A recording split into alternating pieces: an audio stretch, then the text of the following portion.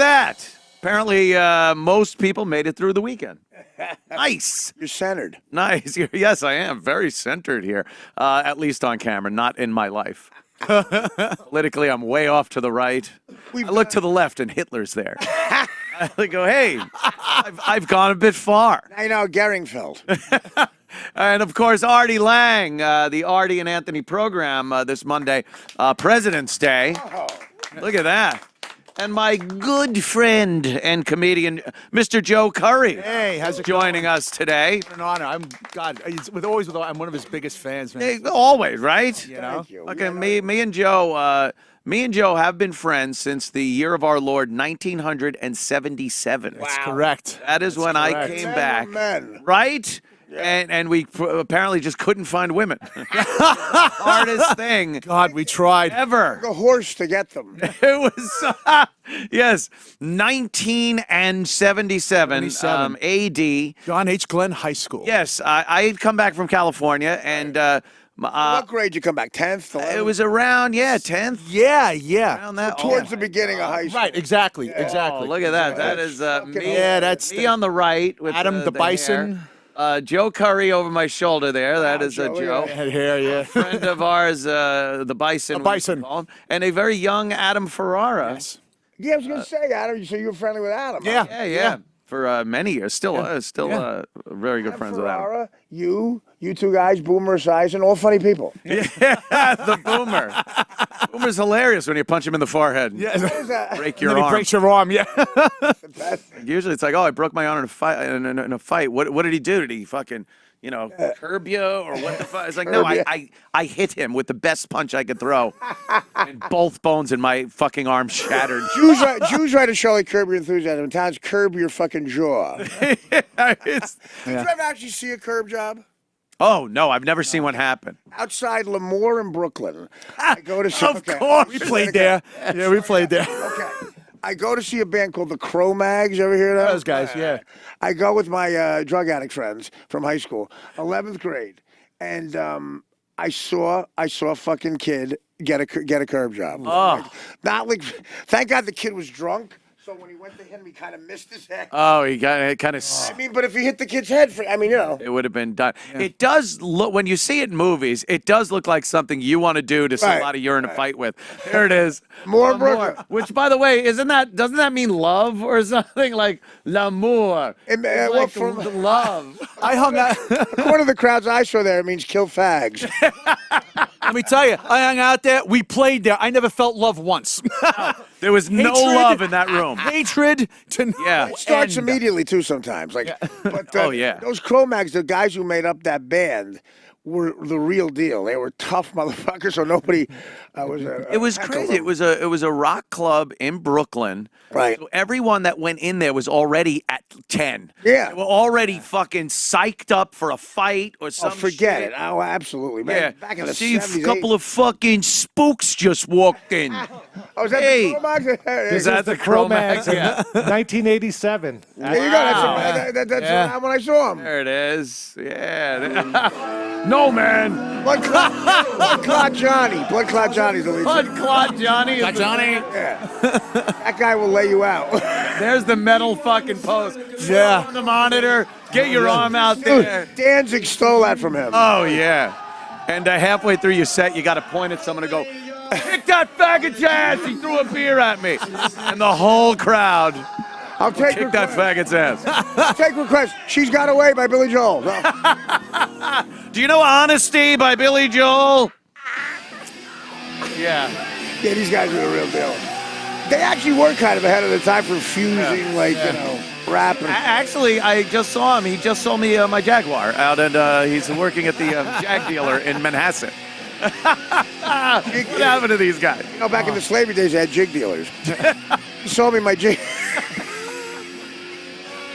By the way, I'm on an HBO show. Yeah, yeah. We saw that, by the way. Nobody makes jig dealer jokes. Nobody that's on an HBO show. I am at both ends of the showbiz spectrum, and God, do I love it here. I love that you do cover the entire spectrum. Right. I mean, when you think about an HBO show produced, Judd Apatow, and then like you You say whatever the fuck you please. Listen, I love I Judd. like that. I love Judd, and I love you. If anybody ever said something about Anthony, I'd punch him in the face. I like that. You know, Judd, I got to protect too. These are guys that give me work. You do, yeah, yeah. It's very Jersey. Crashing was amazing last night. It was an episode pretty much dedicated to Artie. It's called Artie. Well, the first episode is Artie Lang, so I got them picked up, and now I'm getting them more press. People always like the loser. Those I have better stories. Like Howard was getting upset that all the phone calls were about me, and I said, I'm a junkie who does the road for doing stand-up. You have a pistachio and boiled water and go to bed at 8 o'clock. Yeah. What are they going to call about? You're going to squeak out an interesting story about that. And then it fell on the floor, Robin. I'm buying Percocet over a 12-year-old Puerto Rican drug dealer outside of Denny's in Milwaukee. Someone has video of it. I guess I might get a few calls on that. So I'm watching last night, and there are some scenes in there with you and Pete that are just anxiety-inducing. Right. This poor fuck. Pete is just a poor fuck. Like the entire every show. Right. I feel bad for him. He's trying, but That's really what it was when he came here. Because the story is, in 2005, he came here, and it happened. You know, his wife really slept with somebody. oh god. He spoke about it, and he would go to the cellar as an open micer, and you know. 2005, we were all there. I said to him, were people mean to you? And he goes, oh, yeah. I go, who? Todd Lynn and Patrice O'Neill. I said, well, your curse worked. Guys were dead. You guys that are dead. I said, he goes, Saying Patrice was mean to you is just saying you walked into the I mean, cellar. listen, did you know? Come on. What do you expect? Oh, God, good luck. Everyone got And he walked into the cellar as an open micer? No, I just walked in trying, you know, and didn't realize what it, because the cellar has really, it's sort of worldwide fame, has escalated. You stand out there, people from Denmark come in. Yeah. I've been at They this know what, it. 24 years. I still don't have the balls to walk into the cellar. So as an open micer, yeah. It was run by a legendary guy who was a great guy, you know, an anomaly. He was this Jewish guy who was real right-wing, Manny, who ran it, and passed away since, but just all of it, like a father figure to all of us. He was a great guy. And owns the Cafe Wa as well, which was the place, supposedly, and he never bullshitted, so this might be true. He was at the Cafe Wa, the day Dylan got off the bus from Minnesota. Oh, really? It was. And yeah, goes in with his guitar. That's when it started. Manny said to him, "You're boring. Go back to Minnesota." Oh, shit. And he went around the corner to the gas light, and that guy started managing him. I think Manny passed up on $2 billion of management. Oh, yeah. But look, to a lot of people, he was boring. Blow your nose before you sing, you nasal fuck. Whoa, when I say myself, Don't put up with that because you're famous. Imagine being not famous. Yeah, no shit. His first gigs must have been rough. Yeah. So Pete, I said to Pete, "Did you meet me there?" He goes, "Yeah, you gave me your cab," which I always thought was nice. Because I said, "Really?" I said, "Well, that's probably because the cab driver stunk." But no, so I said, "Well, maybe that helped me get the job." You always got to be nice to somebody. But he said it was a really tough thing because, you know, people are brutally. If you're not ready with 5 good minutes, you shouldn't go up there because you set your career back. You know, It's brutal when you see some of the, and I love on the show how Pete's going to some of the alt places, and it's like, oh my god. well, those guys are doing their jokes. It's like they're doing bad jokes, and they add glasses, and they can't play the organ. So they tell a bad joke because they can't write a good joke. Cannot write a good joke. People feel sorry for Oh, the them. alt rooms? Yeah. Oh, God. Yeah, alt equals stink. I know. It's terrible. Some of them are funny, but why call it all? Just say, if you're funny, call yourself a stand-up comedian. Right, it doesn't need a different fucking name. Right. The episode, I guess it was last week's episode where Pete was walking around with the girl. Right. That's very pretty, man. Yeah. And they're going to the alt rooms and stuff, and then they'd hop on the train and they'd go to the different one, and she's going to like 5 or 6 clubs, and he's. I literally felt like I want to go home. I don't want to hang out with these 2 people anymore. Like in these shitty clubs. I felt like I was there, Artie. It was like it is a hell. they fucking brought me along with them to these shitty fucking alt Always rooms. well done in that sense. Yeah. And look, and they're brutally honest. Like Jamie says about the Boston, where we all, you know, that was like she says, "I hate this room," and that's what the alternative comics are like. They're very arrogant and like, you know, they don't like the audience. You want to be at that level without having to do any of the Gotta real do the work. Right. And you talk about like a club. There was a place called Spin Cycle Laundry where you do comedy in front of people doing there's bums in there and stuff like that. My friend tells me to go in. I go, yeah, I'm Joe Currie from the, I wanted to see if I can get a spot. The woman goes, oh, do you have a tape? Do I have a tape? It's a laundromat. Thank God you're not a dry cleaner. I need management. Are you out of your mind? I have a tape of me doing whites. Whites. Yeah. Do you have a tape? Yeah, It's this shit that you got to go through. No, it's like a And the catch. show is so 22, good yeah. showing it. It really is. Oh, you know? yeah. What the alternative comics did though is they convince these idiots who run the business, like agents and executives, that they're smarter. Right. Janine Garofalo, this is one of her punchlines in a special. Speed, there's a plausible movie. That's all. She rolled her That was eyes. it. She rolled her eyes. And these idiots go, she's probably thinking something hilarious. Yeah, I'm sure. And they throw money at her, and they get away without writing punchlines. When I auditioned for Mad TV, I worked at the comic strip, and I got through that. And my manager said, you can't get an audition unless you do something and get laughs at Luna Lounge, which was, they said, you can't even get an audition because at the comic strip, they consider those audiences dumb. You're going to be watching Mad TV, geniuses. Yeah, what do they think? What do they think the demo is for a comedy TV show? I just figured out how to build a subway underneath a working city. Let me catch That's My White Mama. Yeah. It really. They made me go there, and I had to write like a monologue or something that's not stand-up. And no microphone. That's the only difference. And literally, I'm about to go up, really nervous. Robert Klein bumps me. Oh. Robert Klein. And he does 45 fucking minutes. Jesus Christ. Harmonica and everything. The audacity. Oh, It's like a TV audition. So I went up and I did it right because I got to the next spot. But, I made it. My first joke bombed. Tell me if you would get this reference. Okay, Robert Klein bumps me, 45 minutes. I say, before I start, would anybody else from the cast of Hooper like to go up? Hooper, see, that's what it got. Of course. Young people, Hooper was 1977. Reynolds Right, movie. right. Robert Klein. Robert Klein is in there. It went nuts. Right, the young guy that Went nuts. went nuts, and he's got one leg and a hazy eye now. It was like a sex symbol, yeah. And Michael Vincent. That guy was like Good call. Tiger Beat fucking cover every week. Good call. And now he really looks like somebody who is. He looks like a video game character you never want to come in contact with, like one of the bosses. It looks like Keith Richards and Nikki Sixx had a kid. And then you threw him into a blender. It's Frankie Vincent's kid, by the way. He's really. I thought he was dead. Yeah. Oh, wait, did he die? You think Did he's he- dead? did I he think He was he's one of dead. those He's guys dead. who needed a liver within 24 hours. Oh, and yeah, then he didn't. Was he on that helicopter show too? Airwolf. Airwolf, yeah. Good call. It's hard to believe that at the same age, if you put his age photo, he wound up looking worse than Ernest Borgnine. Yeah. Like, and Michael Vincent will someday look worse than Ernest Borgnine did at that age. That's my favorite things I'm trying to work on as a thing that apparently it was hacky, according to one comedy club, where I hate that too. But I said I'm going to do this for 30 years. Someone comes from the future. You're watching Aladdin in 1991 in the theater, and someone says one of these guys is going to hang himself with an article of women's clothing, and it's not the parrot. It's not the parrot. Yeah. It's not the parrot. He fucking- Or Louis C.K. and Gilbert Gottfried, a person from the future. One of you guys is going to get arrested for not letting a woman out of a hotel room until you masturbate, and it's not Gilbert. Gilbert's the most adjusted out of all of us. It really worked out odd. You watch that documentary and you see how he is an odd guy. Oh yeah. But He looks like Linda Hunt. but but his family life is it's sweet. His wife Like is a him and his doll. wife, yeah.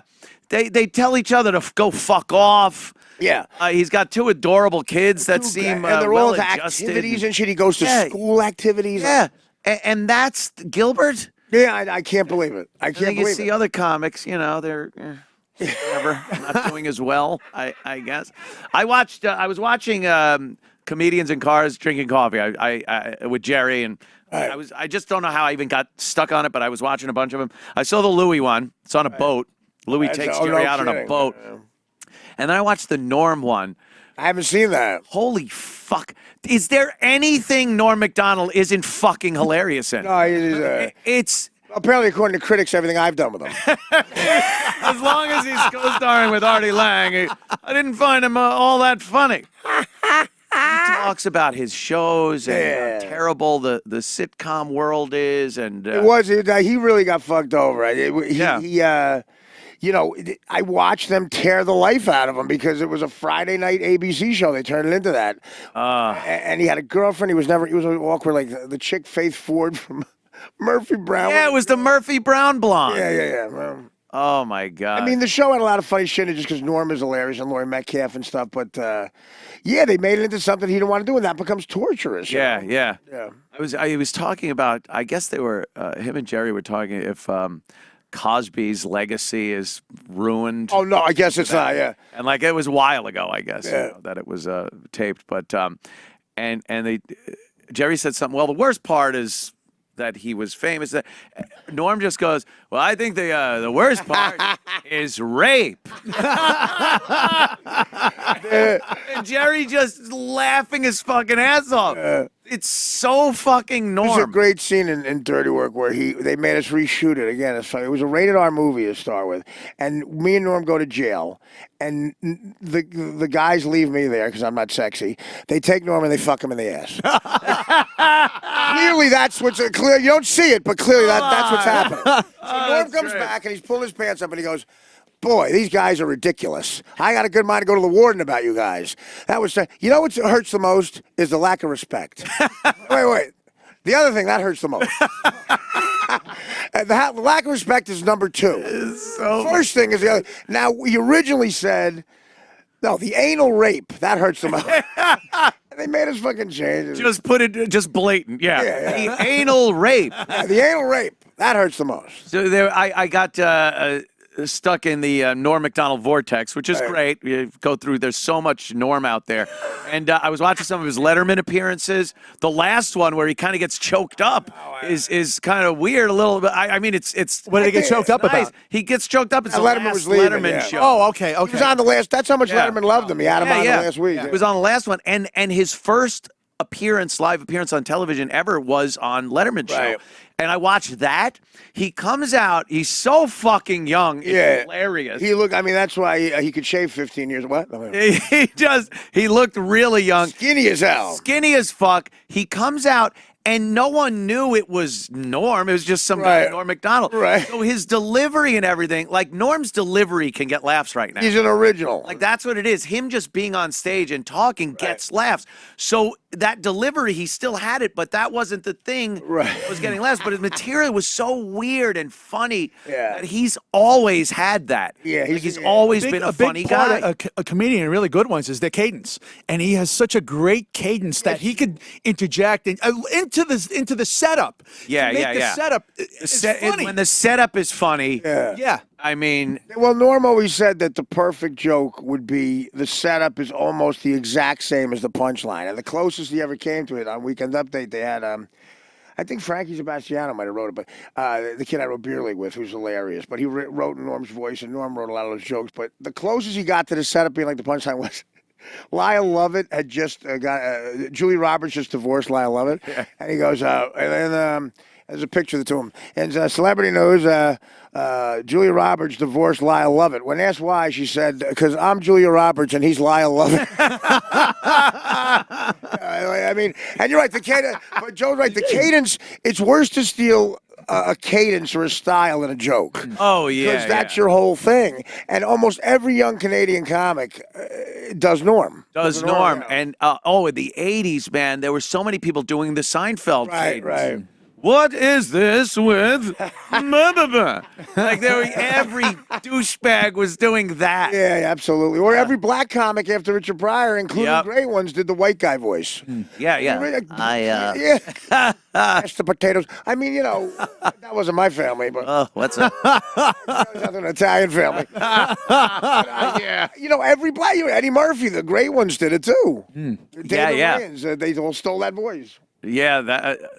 Just funny shit, though. I was watching that all week. Norm might be the best talk show guest ever, in my opinion. Yeah. Watch his Dennis Miller's on HBO. Do yourself a favor. God damn, yeah, Because you can curse. Oh my God. Yeah, well, It's that's unreal. where he tells that story, the gay pride. Yeah. Oh, Father, you know, here's a boy sucking another man's cock. Picture. I'm sucking Loves cock. Gets that from his mother. He loves dick in his ass, his mouth, and fucking. It's so goddamn. He delivers good. it so. Like I said, he delivers that setup so matter of factly. That's what it is. That Yeah. adds to the bit so much. Yeah, you're like, Think what is he's he high. doing? People think he's. Well, the tour that they sent us on to promote Dirty Work, we did like 10 cities, and there was no pay, but because we were promoting the thing, but they You gave. will receive total consciousness. So I got that going for me. They gave us suites at the Ritz-Carlton and like first class, so because we can get paid. But there should have been a documentary on that. Oh, yeah. The stand-up became so secondary to the amount of money we were betting. The amount of money we were betting was like, this is, like, I'm a bad gambler, and I'm going, this is crazy. This is crazy. I've been in show business for 6 years. If the Pacers don't win by 4, I'm broke.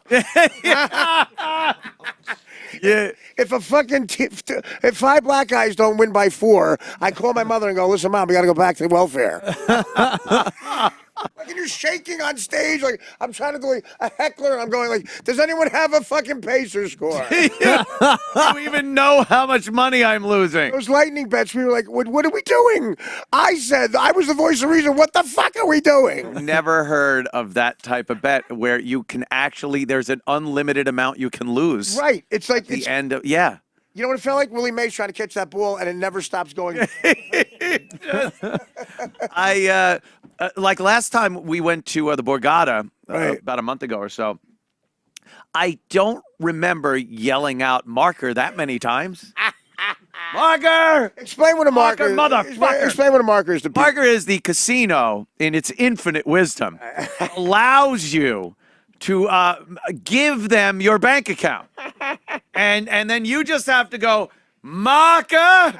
And then they bring you a stack of chips. Because it's your money. It's fascinating. And then if you lose, you just get in the limo and go home. Or you get I don't know what happened. Or you get the free roast beef sandwich.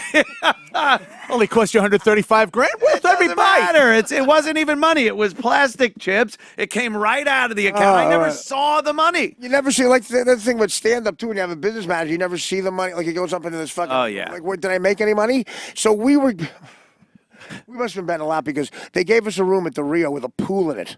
Now, me and Norm could not be the more like non-pool people. Yeah. And we have a suite with a pool in it, and all we're doing is gambling. And like we used the room 10 minutes, I think, on Saturday. We sat at the edge of the bed and coughed. We were at the tables. They had to get when there was showtime. Yeah. You got to come. The show's starting. And like we had wrinkled collars, same clothes the next day, 2 shows. Oh man. And I was love getting it. like 15 grand to open. He was getting like 40, and we both were down like 30 grand, and Jesus. did free shows. Yeah, you wind up doing free Shows sucked. I felt so bad. It really is troubling sometimes when you start thinking like, wow, that was like there's a point. Like anything before that is like, that's part of the game. It's part of this. There's a point where you're like, oh, I'm pretty deep now. Do you think you have a gambling problem? It doesn't sound like you do because it sounds like you are sort of rational about when you're losing. When I'm there, Right. and you mix in the free Right. drinks, I will gamble quite stupidly. Okay. But I You have the rarely money. go. Right, yeah. But I also rarely go. Like the last time I was there was probably a year earlier. Right. And I don't do any other. That's for You know, if I'm sure if Keith was there with me this time, I probably would have came home with a lot more money, or at least broke even. Like he's like, no one was there for you to. Oh, really? Oh, okay. Because when Keith is there, what Keith will do when I have that giant stack of thousands and stuff, he'll go, I'm going to take Enough, this, right, and I'm okay. paying off some markers. Oh, wow. And I'll go, God, fuck you, fuck that, fuck yeah. this. And he'll go, whatever. And he'll go Need back. it. And then, oh, cool. You know, I paid off the markers. Having rational people in your life. That's what it is. Again, Mad TV, I went from making 15 grand a year driving a cab to 10 grand a week. And I would intercept the check before it got to my agent. I would cash the 10 grand. I'd send my mother 5 grand because she needed cash. I Western Union 5,000 every week. I take the 5 grand and it'd be gone in 4 hours. Yeah. And when the bottom fell out and I got arrested, they let me go from Mad TV and I was about to start driving a cab. I said, Mom, I'm broke. She goes, no, you're not. Well, I got 300 grand in the bank. You think I spent 5 grand a week? Really? I go, yeah, what do you think? I went out and bought furs like Zsa Zsa Gabor. I've been living on $50 a fucking week my entire life when I spend your 5 grand. That's your money. She had 300 G's. Holy shit. I said, Mom, I love you. Artie, so fucking. I did the same thing. Yeah. I came from, look, we all come from working, fucking, that's what we do. 10 grand a week, they might as well have said all the money in the world. All the money in the world. Crazy shit. So when I started working at WNEW, it was the most money I ever heard of in my life. I was making like 180,000 a year. 180,000 a year. Now this is going from a couple of years earlier. I was knocking tin for 29,000 a year. God. So now I'm gonna get 180,000. And the way they paid us was every 2 weeks there would be literally a check in a cubbyhole that said Anthony, and I would take Isn't that great? go to the bank, and I would deposit it, take out some, and that was how I my life. That's great. Then we get to the next negotiation, and it's huge. Now You guys hit pretty big, yeah. this was because it's in the book I'm writing. Yeah. It was a multi-million-dollar deal. So now I'm going from that, and they're going to now pay me multi-millions of dollars. Silly me. I still think there's going to be a check in the cubby where I go to the bank. You got to start a corporation. Money, I shove in my pocket. Like, I didn't understand. That's what life was, and I wasn't. Yes. I get $40 back. I'm getting beers on the way You know home. what's so funny you brought that up? That's so true because at Mad TV, I wasn't supposed to be getting the check. Of course not. The office was there. I go, give me the fucking check. Give me the check. I was still a longshoreman. Like, people were scared. They were scared of me. That's it. The first thing I needed the 300,000 for was I owed my agent like 80 grand because I never paid the agent. My agent, who was Bob Eatman, he was fucking great. He recently died, but he was like our agent manager. Died from carrying money. Den mother, everything. And when the contract was written up for that much money, he goes, no, this is how it works. You set up a corporation. You have to put into a defined benefit. You got to save the money. Retirement plan. We invested in IRA. this and that IRAs and I'm like. And I'm starting to feel like, this is how people get fucked. Oh, I know. I want the money. I went through the same thing. And I wanted the actual money. I wanted to go to the bank, give him a check. You Yosemite Sam? Yeah. Ooh, give me my money, you varmint. It's not loose, you varmint. Lower a few more down, Maverick. I got to get me hands on some dough. Yeah. I fucking, dude, I was so tired about that shit. Yeah. I actually got a couple of guys from the port who were scary guys. I gave him $1,500 apiece to come with me one afternoon when I hired the business manager, and I sat the guy down. I said, listen. Oh, is that great? I sat the guy down. I said, listen. No, I never would do something like this, but I said, if you take any of my money and like my mother can't get groceries, I'm gonna find you can't. There's nowhere on earth I will find you. Like, and when I'm just getting out of prison and you're just waking up from your fucking coma. Now, this is all bullshit on my part. But showing though, he got scared to where he wouldn't want to work with me, and it got around that I was like in the mafia. Oh my God, yeah, because they're just gonna think like, don't even fuck with them. But meanwhile, you know, the one guy worked in a deli. And, you know, the baloney wasn't intimidated by him. But you know, I got that paranoid that what if he just takes the power of attorney? Fuck you. Right. You start thinking like, oh, wait a minute, you have the power to sign a check for some reason. That's so scary. It's frightening because there have been so many guys that have gotten fucked over. Billy Joel is one of them. And fucking Leonardo DiCaprio, but big guys. Yeah. Dane Cook got fucked by his own fucking brother. His brother or something. But how does your brother do that? Wow. I think they see the money and it just goes to their head and thinks maybe they won't notice it. Fucking bullet's gonna go to your head. Yeah. Well, that's what I mean. Because when you steal like the Bernie Madoff people, I'd be murders. Like, I hate when people go money and everything. We're at war for oil. Yeah. What do you think makes an ambulance go? Oil. Yeah. We need that shit. Of course, we Yeah, want it's oil. very necessary. You know, and if I love it. You know, you don't need it. All you need is love. And the heating company doesn't take Tell love. that to the bank. Right. Yeah. I want money on the 15th, every fucking 15th. Yeah. Bernie Madoff took. You're 72 years old. You think you have my 800 God. grand, and you don't. You have no money. Now, what are you? Welcome to McDonald's. Yeah, no, I know. What do you do? You fucking made sure Yeah. that in your elder years you were going to be able to take care of yourself. And you broke your ass. One guy Yeah. decided to fuck you to the point where you're like, welcome to Walmart. I mean, how do you not kill this motherfucker? I know. Yeah.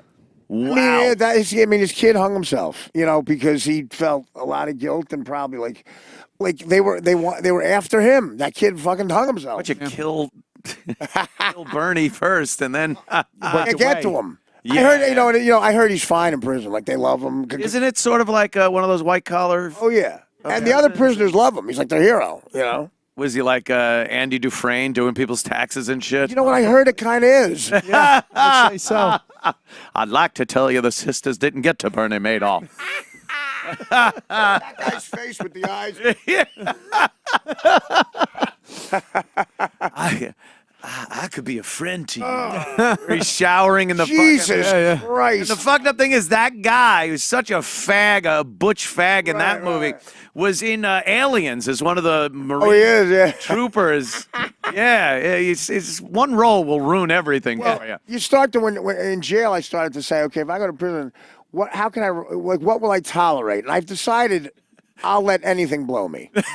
How often is that happening in prison? I go, if you want to blow me, we're fine. Like I said before, I'll take a shit on a guy. I don't give a shit. If I'm on the other end, then like my old man just teach me how to fight. Just keep your hands going towards his face. Is that it? Fight it out until a cock was in my mouth. I'd be like, what the fuck? and then, oh shit!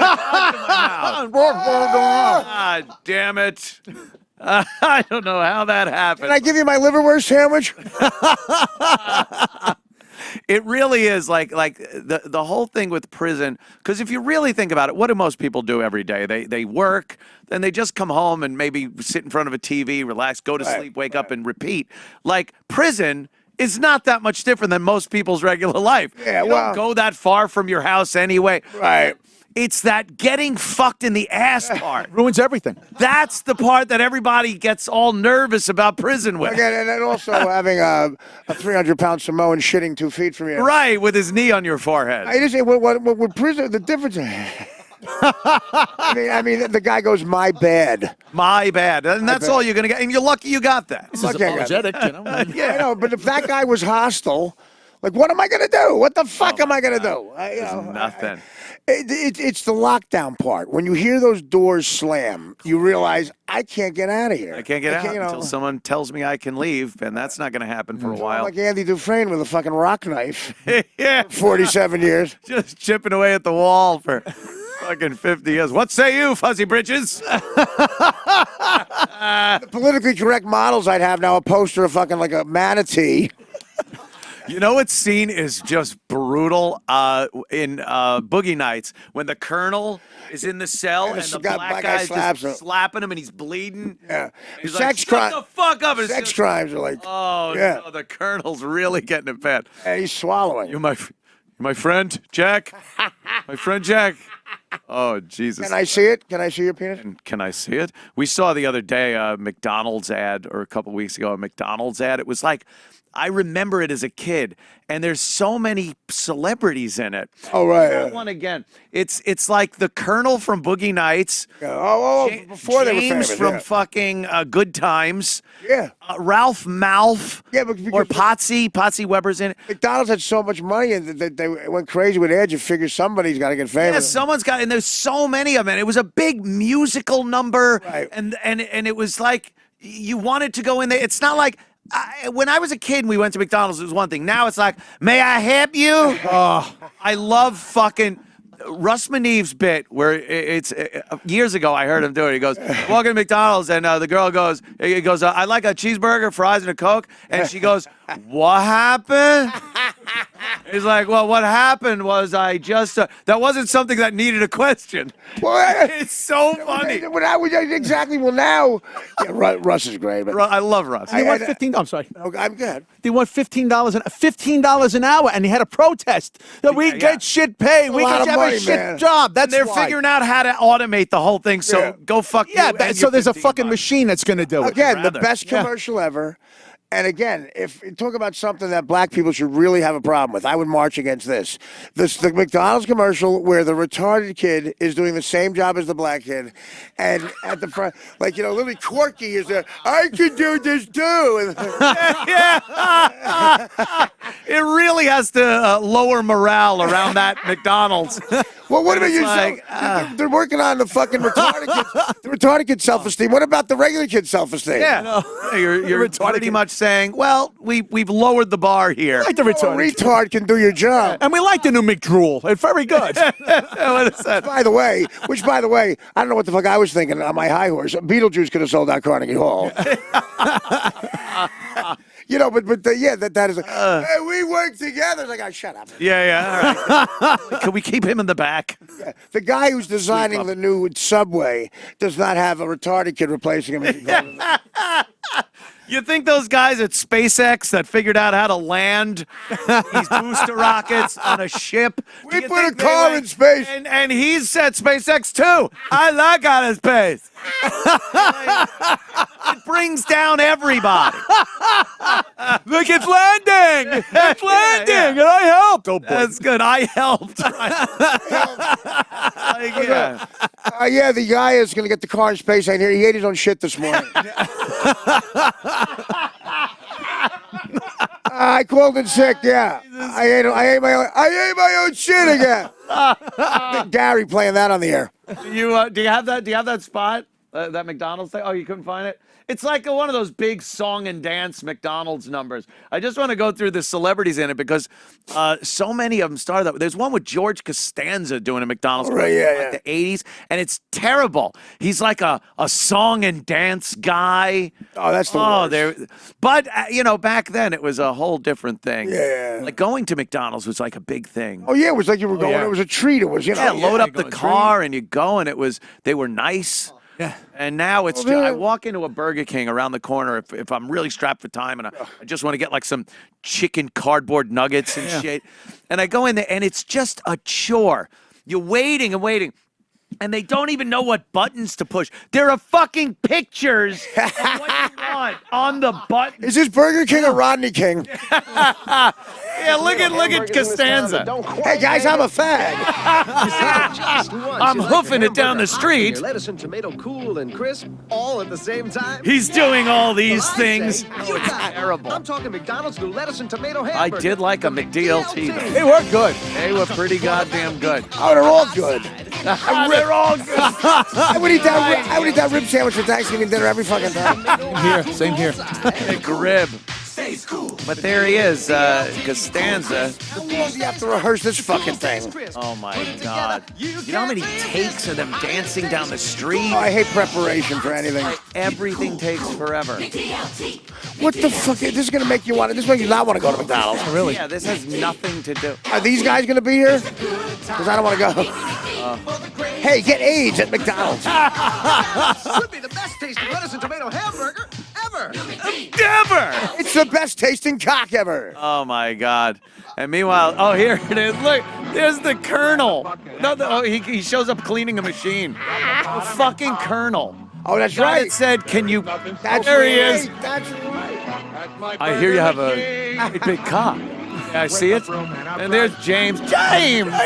Is that John Amos? Yeah, John Amos. Potsy. You'll notice the middle-aged men, how good are their career going? They're one teenager in there. And they say, I'd be with a shotgun in my mouth. And you, at that age, if you haven't made it, you know you suck.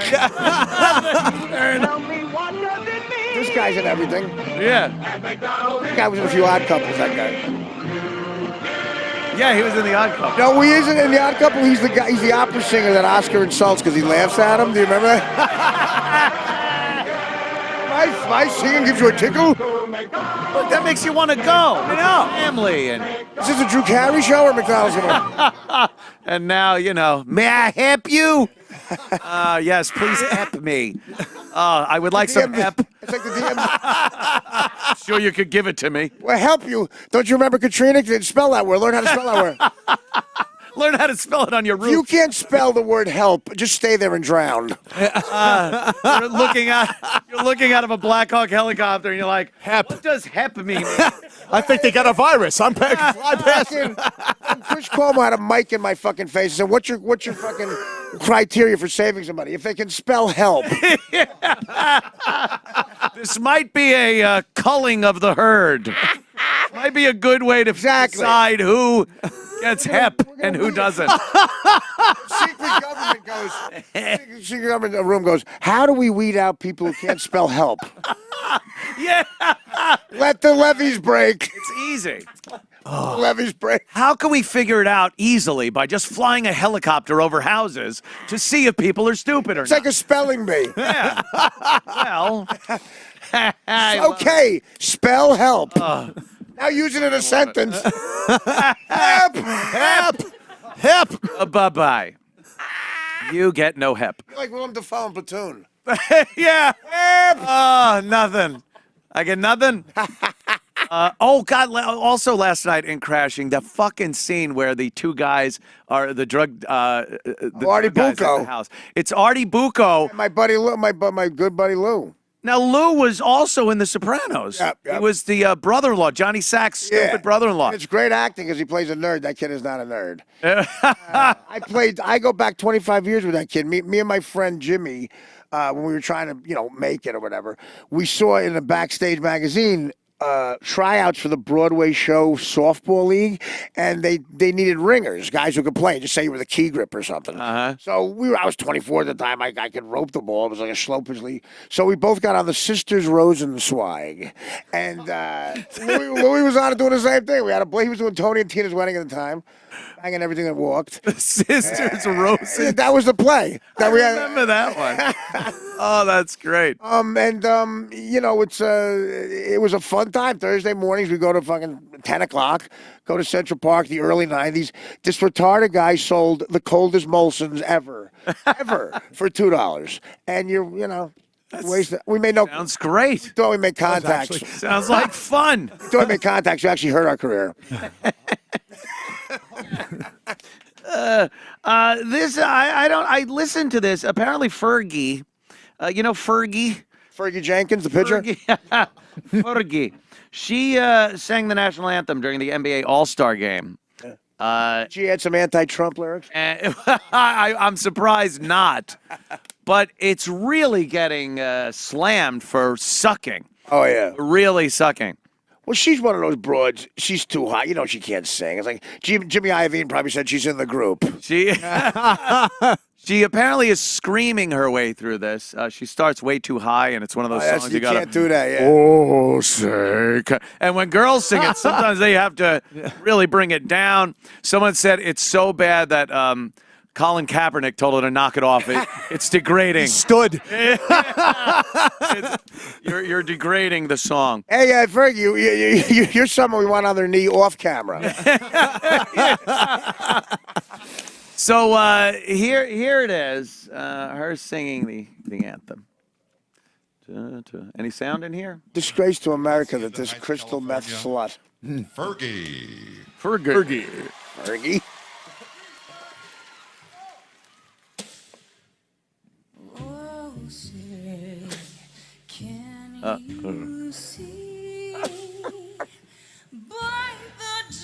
If you're doing By the Dawn's Early Light that high, oof, that's a problem. What's so Oh, it's all affected. Proudly way you hail, what? Shut up. This is 3 o'clock in the morning at the compound singing. Holy shit. Yeah, karaoke. I got you. The players don't even listen. I would add the N-word just out of nowhere and see if they. Look at these guys. They're thinking about two things: money and white pussy. That's all they're thinking about. Yeah. That's all I think about. Who's that? Chance the fucking burglar? Here we go. Anthony Anderson.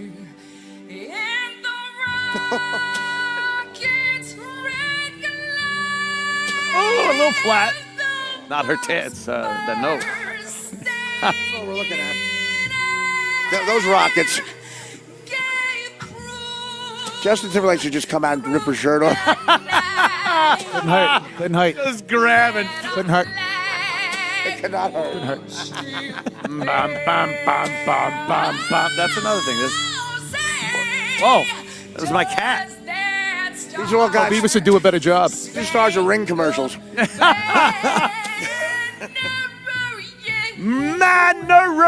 Yet wave. Look, that's when you can't hit a note. You do that. Right. It's a move. Exactly. He's out of breath. This guy's Okay, listen to this no more. He's laughing.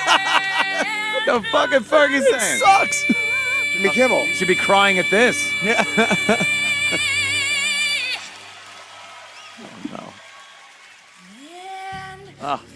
Really? Mr. President. That's what it was like. Trying to fucking Make it sexy. Don't sex up the national anthem. Mr. Durant. All right. Don't ham it up either, sis. Yeah, really. Oh, and then she doesn't even hit the note. Wow. Would you like to see one hit her in the head? Dong. Beat it, Let's stupid. play some basketball. Dong. Oh, God. Scram, asshole. I hope she got drunk. National I anthem. hope she got drunk enough to fuck Magic Johnson without a rubber. And a related story, dying of AIDS. Fucking Fergie. That was, it was bad. It had those affectations to it where you, but there have been some really horrific renditions over the years. The Roseanne Barr thing, is that something That was kind of a joke. That's kind of a goof. Who gets, a lot of people get so mad at shit. Yeah. They put these, like, everything is supposed to be sacred and untouchable by jokes. And different, like, I found out, like, after, that Joe Buck thing where I Yes. called him a cocksucker. Found out how uppity the sports world is. Everything, Right. You're talking, shut the fuck up. These are guys who like piss in women's mouths. It's sports. It's fucking, I guess, what is that? EEI? Is that the sports station up there in Baston? And they had some issue. I guess they fired some dude for saying that the girl in the Olympics was cute, hot, whatever, fuckable. She's 17. He acted like a man. She's going to be 18. All right, well, she'll be 18. So we'll wait. Yeah. And he says it. And then I guess they came out with this statement of how now everybody there is going to have to go through sensitivity training. Up. Oh, if there's nothing, the worst thing is sensitivity training. Did you get that booklet when you were over at Sirius? Yes. Words hurt, I think, one of them. Oh, and you read it and laugh. You just laugh. Right. No one takes it seriously. Well, it just, again, giving them to Howard and trying to, like, figure out, like, what the fuck the blurred lines are. Like, what is it? What's obscene? What's offensive? But, I mean, stuff has changed. There was a guy who announced the Celtics games on the radio named Johnny Most, and he was a local Boston guy, blatantly rooted for the Celtics. But I'm not kidding. He would say shit like this. Moses Malone just took out a knife and stabbed Larry Bird in the neck. He got away with it. Why? Because we're in Philadelphia. I hate Philadelphia. Dominique Wilkins just took out a bat and hit Kevin McHale in the head. He got away with it. Why? Because we're in Atlanta. I hate Atlanta. That's hilarious. At the end of his life, and that's what he did. Oh, my God. That's funny shit. Oh, It's my hysterical. Yeah, people don't. This broad is cute. She's 17. He said to start the countdown clock for when she becomes 18, and that's, I guess he's really into Asian broads. He really went off on this one. Or you can do the laws in like China where just as soon as they're born, you can fuck them. Well, and you better take it seriously because the gentleman you were in a Twitter battle with all the last couple of days emailed us, and I did say you would be going to sensitivity training later in this week. Oh, my with God. HR, You so got what happened? I Did the expect. guy from Twitter who, Vin? Yeah. So I expect you're going he to got in behave touch yourself. with you. Yeah. He emailed us. What did his email say? First, he was upset about your doxing and wanted us to do something about it. first of all, Dox him. First of all, let me just say something. The entire rest of the show should be dedicated to what the fuck you tweeted. Yeah, exactly. Because I can't wait to hear this. And we're bumping the next show and continuing on. This is, I love when people send emails to my superiors here at Compound Media complaining like they don't know.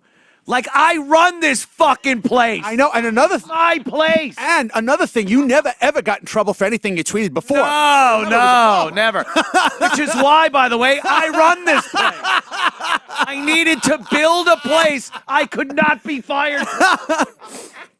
That's the only way this works anymore. And you could write to Keith all you want. Actually, I love this because we've instructed people to write to Bobo, saying that Bobo is the head of human resources. Might as well be.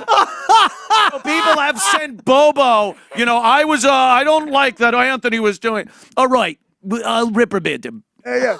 He'll say, That's serious. People would send Scott Greenstein stuff, want to get Howard fired. Yeah. Did you see the contract? Yeah, that's going to work. It says we're giving you the company. It's pretty ironclad as far as Howard's deal with Sirius goes. There's a wing that Scott Greenstein's not allowed to go in. Oh, my God. Well, it seems Matt from Brooklyn is upset with you, Howard. Yeah, no. And this is your Sirius. Yeah, this is my Sirius. Here, let me give you the email that he wrote, and then we'll give you the email I responded back to him. All right. I can't wait to see that. This is great. I'm glad he... Yeah, you can feel free to read it there. We're going got to have to upset. scroll across. Not sure who to go with this, but your employee, Anthony Cumia, doxed me on Twitter. In exchange, he decided what does doxed mean? to find you posted documents about him. It's pretty much name, address, phone number, any information about him. Now the fucked up thing is doxing is frowned upon a lot by internet trolls because it exposes them for who the fuck they are. That's not fair. Yeah, of course they don't like it, but this isn't considered a doxing. It was all information that was on the internet. It was his LinkedIn. That's how you got it. Facebook. He was dumb enough to have an alt Twitter account with a similar name that I was able to find. Look, he picked the wrong day. It was fucking Sunday afternoon. I'm sitting on the couch watching. You got shit nothing on else TV, better to do, yeah. shit, and I'm like, I got time, and I just started researching everything. Oh my God. About his email address. Get anyone's email address or Twitter account. Put it in Google.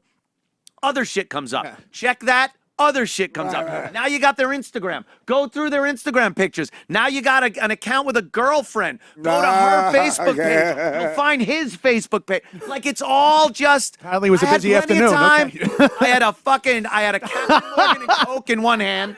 My phone in the other. You know what you don't want? Watching TV, just going, oh, this guy's an asshole. You know what you don't want? You don't want to piss off a famous media guy who's a millionaire who works 3 days a week. I got the time. I got the time to fuck with you. It's like hecklers at a comedy club. Yeah. I've been doing this 30 years, dude. There's no way you know more fat jokes than I know asshole. I married to will a cunt always jokes. be able to get you. And that's another thing. He starts just giving me shit anonymously. They love that whole thing. That's what's bad about Twitter. You wanna be a tough you guy? do this anonymously, yeah. Be a tough guy. Fucking, I'm easy to find. I'm here 8 hours That's a the week. thing. We're easy to find. For 8 hours a week, you can find 8 it. hours a week. No, and the fucked up thing is, like, they think they're impervious to anything, but I had some time on my hands, so I found some things. I had some time on my I posted part of his profile for Plenty of Fish, that dating website. Shit you could do to somebody. Oh, it's hilarious. It's way better than ordering a pizza to their house in the 80s. And the best part is, I have already thrown every part of my life out over 20 years of radio. Everything's out there. So he's not going to find anything that I haven't talked about Me too. on this People show. threaten us with exposed stuff. Like, what? You're going to tell people I got a parking ticket? Yeah, what are you going to say? So this asshole, I do that, and apparently he's a radio sales guy. Oh. So I'm like, I've known these guys over the year. They're failed DJs that had to still be in the business, so they sell airtime. And they try to get it's really, like Howard would they're say funny. Howard would say no to everything, so I had to go like do their stunts to get like Right. Like all right, I'll tell the extends people you're in. Like no, no. So that's it. And then I find where his address. So I post a Google Street image of his shithole house. Where he has to take his fucking Plenty of Fish date back and tell her about how he closed the deal for an hour AM radio with foot cream, with a foot cream company. Go fuck yourself. So after all that, he fucking emails Keith to try to get me in trouble. By the way, I found out where you fucking worked too. And if you don't want your boss to know that you harass people and use sexual and racial slurs in your Twitter account, see, but I'm not a guy that's going to get someone fired. I could. You can't get me fired, dummy. Here's my response. All right. First, I'd like to thank you for reaching out about our employee, Anthony Cumia. I've taken a look at the Twitter exchange between you two and found that you both seem to be quite passionate about your political opinions. From the timeline of events, it looks that maybe your profane comment to Mr. Cumia regarding his views on the president and the Mueller investigation began the downward spiral between you both. Explaining this shit to you, be your fucking teacher, taste his taint, are just some examples I found in your exchange prior to this becoming quite heated. My mother always used to say, if you can't stand the heat, get out of the kitchen. And if you have nothing nice to say, don't say anything. That being said, I have forwarded your email to HR department. That's you, Bobo. We'll be calling Mr. Cumia in for sensitivity training later this week, and detailed letter of meeting minutes will be documented in his employee folder. My employee folder. You have to write the minutes down. You got to write the minutes and send them back as what this was discussed. In closing, I would like you to remember that words hurt. Whether you're an on-air salesman or an on-air personality, I would refrain from interacting with somebody you clearly have a disdain for and is clearly a superior intellect. Oh, he's not going to like that response. Oh, no, he responded again. Oh, he did. Oh, he did. Yeah. These you guys have some time on your hands as well. I love this. You know what? Instead of HR, we should make Bobo the RBI department. I think HR puffing stuff. That'd be great. You could be Mayor McCheese or something. It's so funny. They're, and it's not all the time. It's not, but if I'm bored, it's kind of a challenge. It lets you hone your investigative skills. Yeah. So, you figure out, I found a new trick on finding out who some of these people are. Yeah, the thing is that sometimes they try to claim it's not anonymous. Like, dude, your real name is not Artie's mother bang spooks. You're telling me that's your Givens name? Please show me a birth certificate with a little baby footprint and that name on it, and I will. Apparently, that's his house. That's exactly that's it. Wait a minute. What does he give communion? Is that where the priest park? If you have to roll up your front door, it might be a piece of shit. You know what? I have the ugliest house ever. I want to paint it a shit brown. Yeah. Make it a theme. That's it. You best get that horny goat weed contract. That account. Maybe that'll help you. You know what's great about painting your house that color? The paint store is not going to be out of it. No. We have UPS Brown for days. He's giving me shit. Some people just go on and feel they just. Some people, what the fuck is your problem? What is your problem? What the fuck is your problem? Yeah, it was plenty of time between when I wake up and when crashing came on. All in between was free time. Absolutely. Oh, that's funny. He did respond back though. Did he? Let me see that one. Got to see what he said back to Keith's. How does he not know that I own this? I can't be fired from this place. The guy has a house band and a garage band all in one. Funny. No, you don't got it? Oh, there it Yeah, I is. just got to pull it back up. Sorry. Wait, is this that's the all right. box with the commercial on top? But that's the box you shit in, right? Yes, that's the Shit in the box. you shit in the box. You send it out. His house should be. It's that colon cancer screening. It's where a you big shit in that box. shit in Holy the cow. box, you send it out, and someone tells you if you have cancer. Yeah, can I get a second box? I would send it out and send it to that guy. Yeah, send it to that guy. Light it on fire. Send it to the big brown Light it on garage. fire. Yeah, That gag has got to be one of the funniest gags, lighting a bag of shit on fire. it's a classic. It's like a G. It's The a Nobel classic. Peace Prize should have been given to that person It who is thought of that. really like the Who's on First bit. Thank you. Keep in mind, he has made a living and does using hurtful words. I would imagine someone like Anthony would be able to handle himself when getting some heat, and he's not getting paid to tweet and does it often. Does it there often. So anyway, I appreciate the feedback. I would like the pics of my LinkedIn and Facebook profile removed from his Twitter page. Well, Yeah, okay. well. Playing hardball. Please, by the way, I need those emails sent to me so I can post those on Twitter. Yeah, of course. I will post his dumb emails about how desperate he is to get his shit offline. Fuck you. Fuck you. It's not going anywhere. Fuck you. Why would I do that? Your emails- Oh, what happened? Somebody actually, there he is, Vincent Luvera. There he is. What's the matter, Vinny?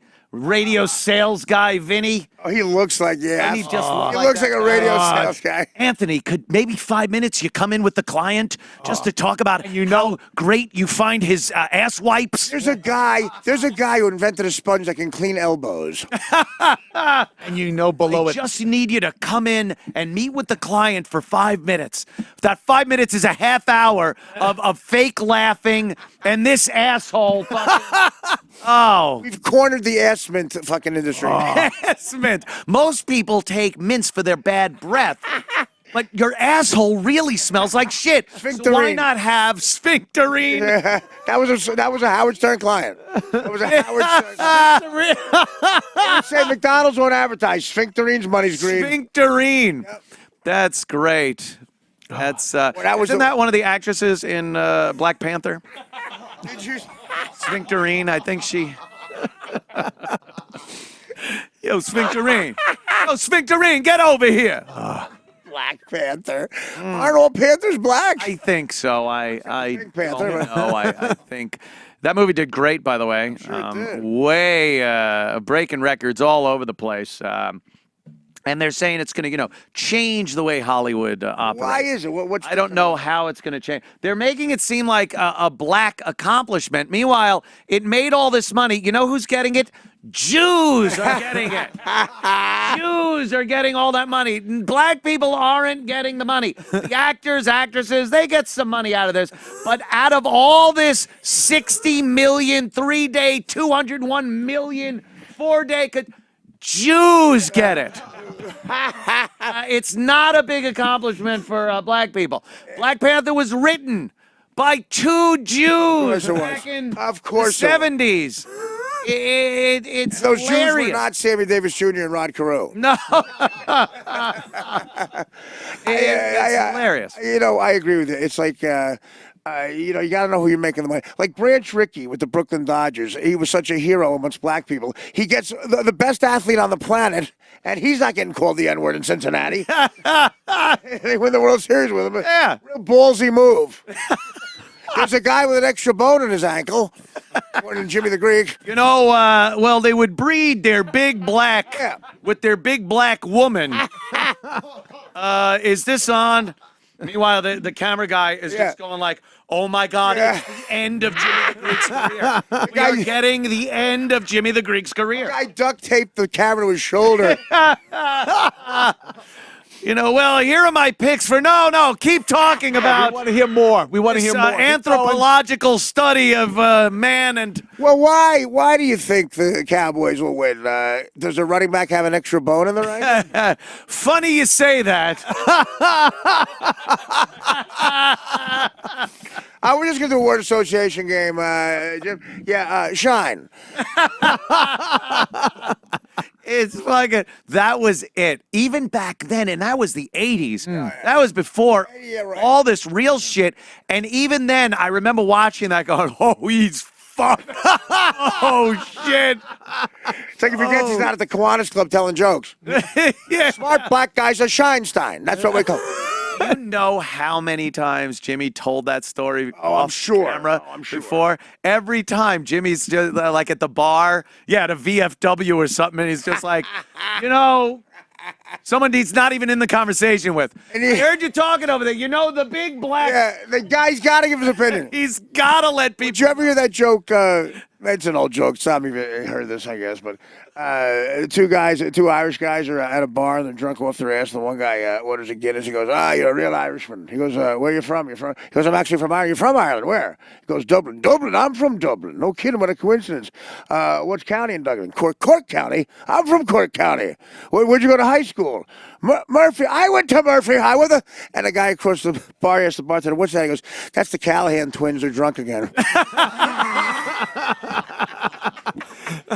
Oh, that is a good fucking joke.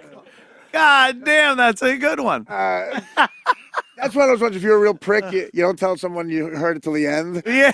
You got to go through the whole thing. I heard that. Oh yeah, I know that one. Oh, that's a good one. But Jimmy the Greek like that. Yeah. Extra bone, right? Extra bone. I told you that, asshole. The bar know-it-all. I think that was what's that movie? Fucking. But somebody's telling a joke, tells the whole thing all the way through, and the guy just goes, "I've heard that one before. That's a good one." I know, it's like, you motherfucker. Yeah, I told the whole goddamn joke. Like that guy in Pittsburgh. I told you I was so drunk I started doing the same joke I did 20 minutes before. This big fat guy just did it. Oh shit! Like, thank you. Did it? Did it. All right, yeah. Thanks for coming to enjoy yourself. Sit there and remind me. The wonderfulness. I'll tell you, Vincent Lever, he didn't get me the deep discount. I was going to say, a couple of those emails are starting to sound like a deep discount. A deep discount, yeah. No, he didn't do that. At reading, so you had never seen that email before? No. My God, that is awesome. That's great reading comprehension. I love that. Oh, I'm a reading motherfucker. I try to avoid it at all costs, but when pushed, I will read. You was one of them reading motherfuckers. Anything that is in a movie form, I will opt over reading any day. People say that, oh, have you heard about, and then they mention something, and I go, oh, what? Oh, yeah, it's a great book. And I'm like, fuck. I bet Jaws is not as good as a movie. Oh, right? Oh, come on. And The Godfather, just like a dime store, like cheap novel. Yeah, a little pulp novel or something, and the movie's great. I'm not going to see a big retard like Luca Brasi in your own head. Actually, Beer League, the book, is better than the movie. Beer League, One Too Many. Stuttering John's motion picture phenomenon. One Too Many was an amazing book. One, two. One, two. Is it three? No. 1, 2. Buckle my shoe? No. 1, 2. 1, 2. It was on the best basement. I got to tell you, last week I had Nicolas Cage in my head for days. I defy you to see a movie with Nicolas Cage in it and not go, Nicolas Cage. Next time I'm going to jail, I'm going to request a Nicolas Cage.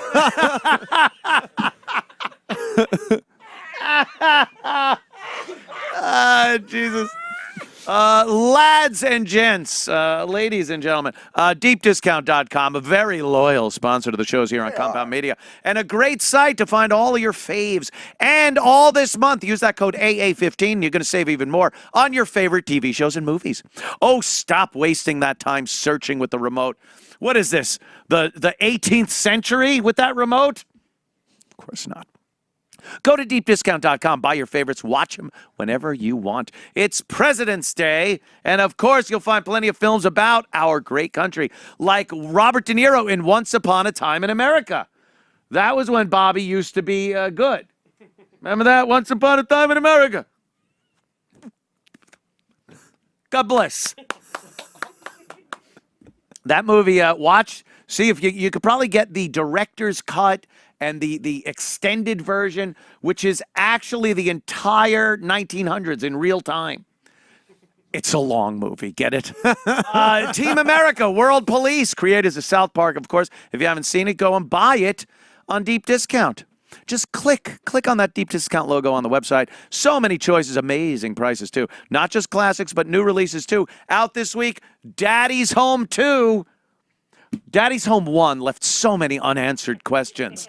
That 2 was so necessary. Godfather 2, right? A lot of people argue which one is better. Same thing with Daddy's Home and Daddy's Home 2. 2 is always the better movie. I submit to you Caddyshack 2. This time, Will Ferrell and Mark Wahlberg are joined by Adolf Hitler. John Lithgow. And Mel Gibson is in the sequel, which is close to Hitler. He not a fan of the Jews either, Mel. Get your copy for a really great price at deepdiscount.com. And remember, use that code AA15 and you get extra savings all month long. AA15 saves you an extra 15% over their already low prices.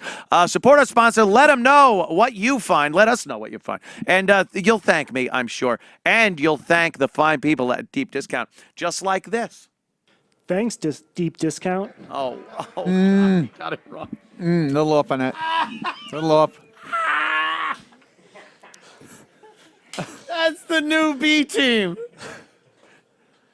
How many? Thanks, Deep Discount. It's literally 3 words. I know, but Garrett And does Deep it so Discount good. could be 1 word because it's just Deep Discount. Deep Discount. You stumbled on, was it thanks or Deep Discount? Is there any way I could hear that again?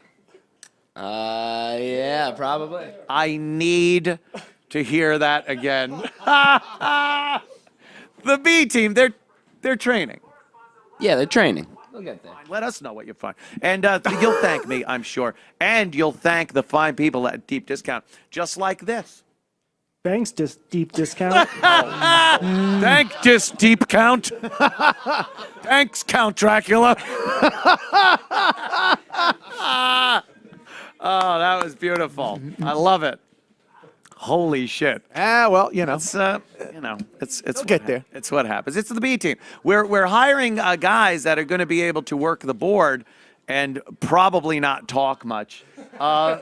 So we can add new shows. We have new programming starting up very soon. So once that gets done, our tech shit too. My God, I never thought. I'm hearing things like contracts, lawyers, and it was like almost 4 years ago in the basement. It was pretty much this. Click.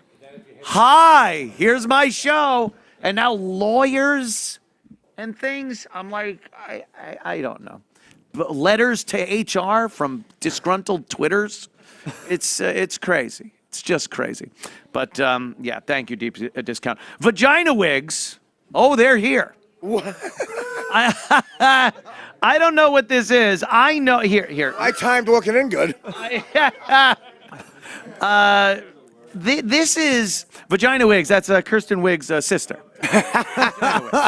Vagina wigs are a thing in 2018. Now, come on. Come on it, okay. This is Maury's vagina wigs. Maury's wigs. Don't. Even in hurricane force wind. Now listen, the guy making the vagina wigs is being an unconscionable ball breaker. Would you look at that? What is that? A fucking salami hanging out? I don't know if it's being decorated like a Christmas tree. If that's like a thing, you put things on your vagina wig. Generation's getting out of control. I know. Yeah. It's just they got nothing to do. But here's what I have noticed over the course of the years that I myself have been involved with gazing upon vagina. When I first saw vaginas sometime back in the 70s, they were hairy. They were big, hairy things, just crazy. You had to go through this. You got malaria. You were like, it was so bushy and hairy. You were like one of those guys who got trapped on Gilligan's Island. Like, Yeah. It always just comes through the... Oh, little buddy, I'm looking through a pussy. Labia, I presume. Yeah. It was really as if someone told you to pick a tick off of Neil Sean's head in 1969. You do the same thing. You peel away and try to find it. Why don't we peel away?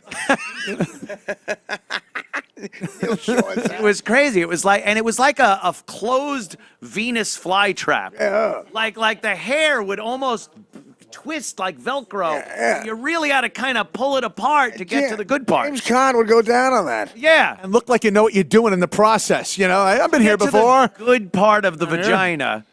It's like what it took to get to the heart of the artichoke. Right. You just had to peel a lot away before you got to the goodness that was inside. You want to stuff your artichoke. Yeah. And then over the course of the years, we watched girls decide, from watching porno, I think, that shaving it in various styles was the thing to do. We all remember the landing strip, the Hitler mustache. Even when I got into them, the landing Flying strip V. had been introduced. Yeah. Well, the one girl I dated around when I was about 18, yeah, she that was really, she needed work.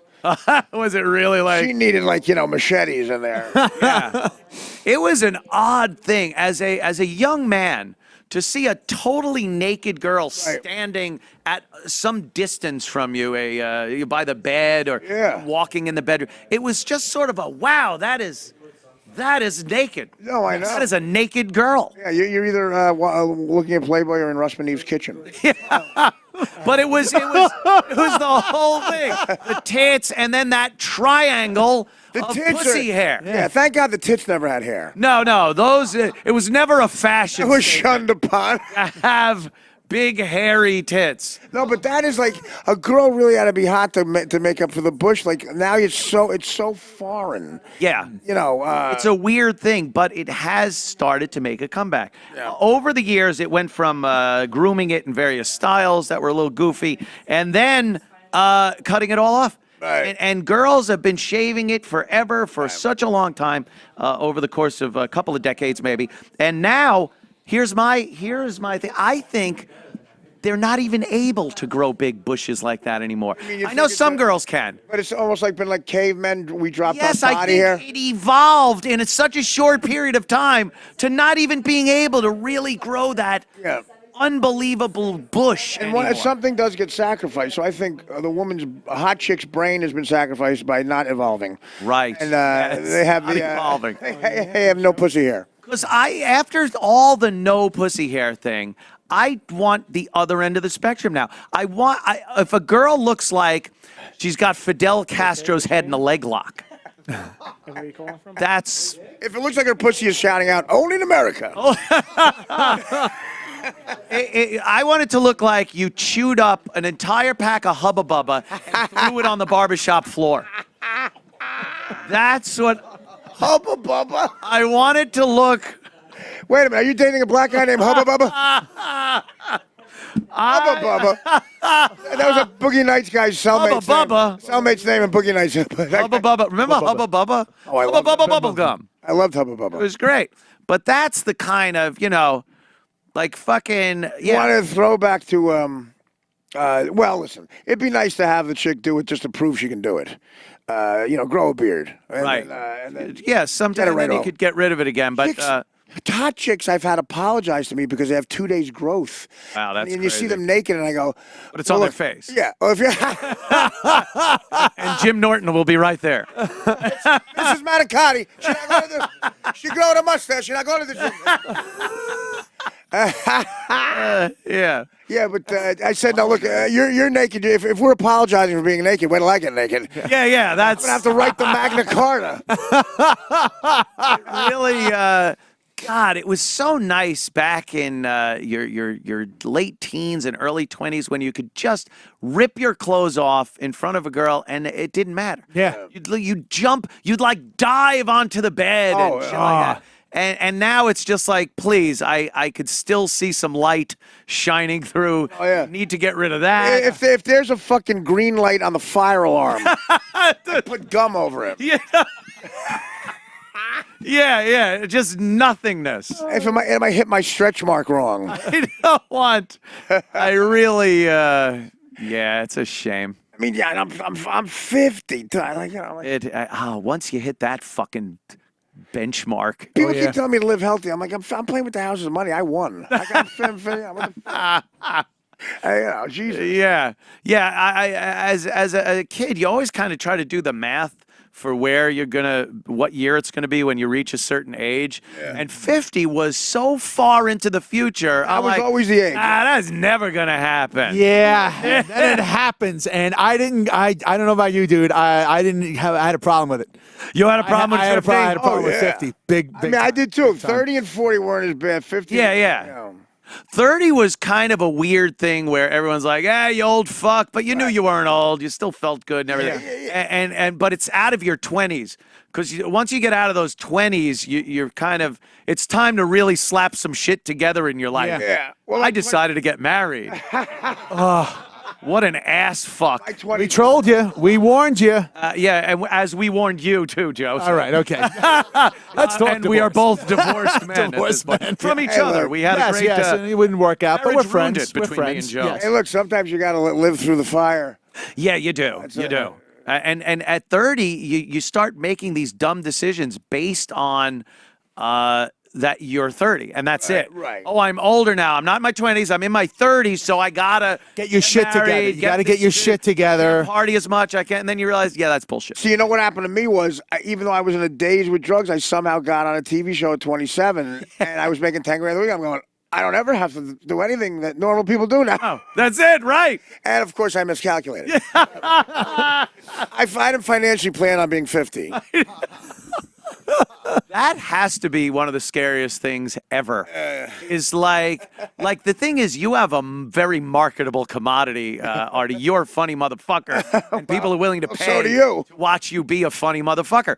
Like, I couldn't imagine, like we were talking about with Madoff earlier. Yeah. Like, a guy is in his not even 70s. Like, if you're in your late 50s, early 60s, and all of a sudden you realize you have to actually wake up and go to work every morning. Oh man, something fucked up. You get murderous. You get like, who did someone took my fucking money? Someone took all the money I was supposed to be banging young chicks on the Riviera with. And that's what you told the financial planner. What do you? I want to bang chicks on the Riviera. Now I'm How do we do this? next to a guy named Riviera who's washing dishes. Fucking. This is not how it was supposed to go. No. Also, a guy. Why? You see why a guy like Robert Blake might forget his gun in the because then the fucking chicks are like when I saw Michael Jordan was getting married again after he gives a record amount of money to some broad, and I was like, what are you doing? What are you doing? Even Howard's mother, he fucked me over. Yeah. My girlfriend Dana and Beth were very close. And they had dinner together. That's not too stressful. Ever dinner the night before. Oh, shit. What were they chatting? Exactly. Just chit-chatting about. Dummy up, when you're... Dummy up. I don't need... Hey, dummy up. I don't need 602. So Beth and Dana had dinner last night. Oh, Christ. Now that. So, but when he getting married, I was like, what? The fucking prenup better look like the Iliad by Homer. Better have. Fucking, what do you... I guess I can only imagine what Allison got. Because I think I was coming on the show just as that was done. I think he was very generous, and they both agreed to keep stuff. Because all she would have had to do was walk into court with private parts, not hers, the movie. Although coming in with hers helps, and then just play the part where he goes, "It was Allison, always about Allison." Well, they do. Someone sent that in as a World Meanest listener. We had a World's Meanest on a loop. That's all it was. Is it that part? It's so funny you said. Oh, is that great? On a loop. Allison.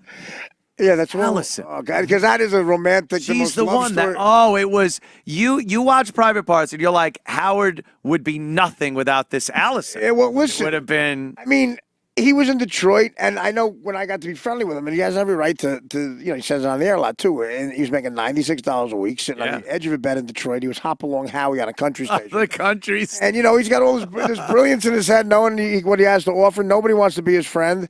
And somebody did. Somebody came back to him, and it was this very pretty, successful, smart woman who became his wife. And of course, you'll do that. You get $1 trillion, and she hits 45 and hit the brick.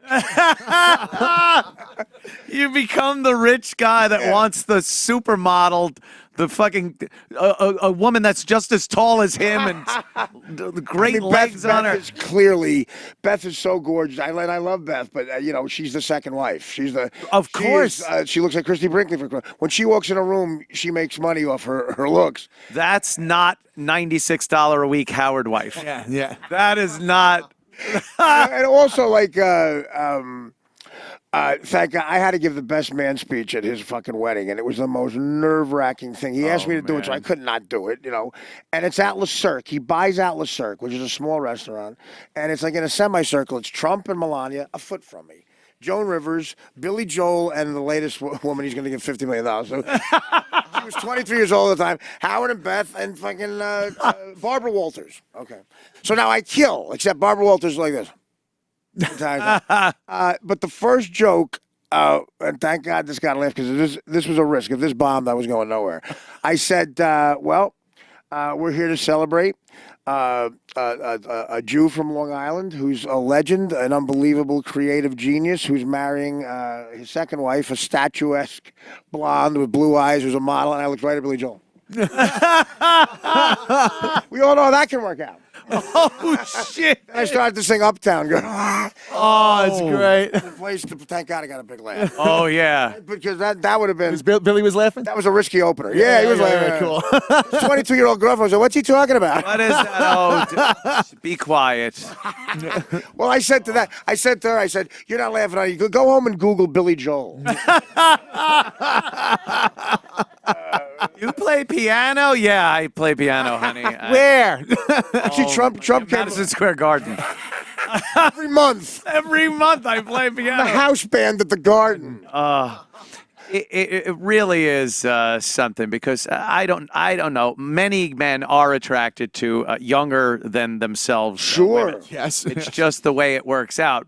And it's for how common it is so looked down upon. I know. But it is so common. Like that whole Dane Cook and his 19-year-old girlfriend Right. that we looked at. Find me a heterosexual guy that's going to look at that and go, oh, no. I mean, no. Can Dane do anything successfully? Doesn't catch shit for? Jesus Christ. Yeah, no shit. Making $20 million a year as a comedian, we're giving him shit. He's a hot young chick, we're giving him shit.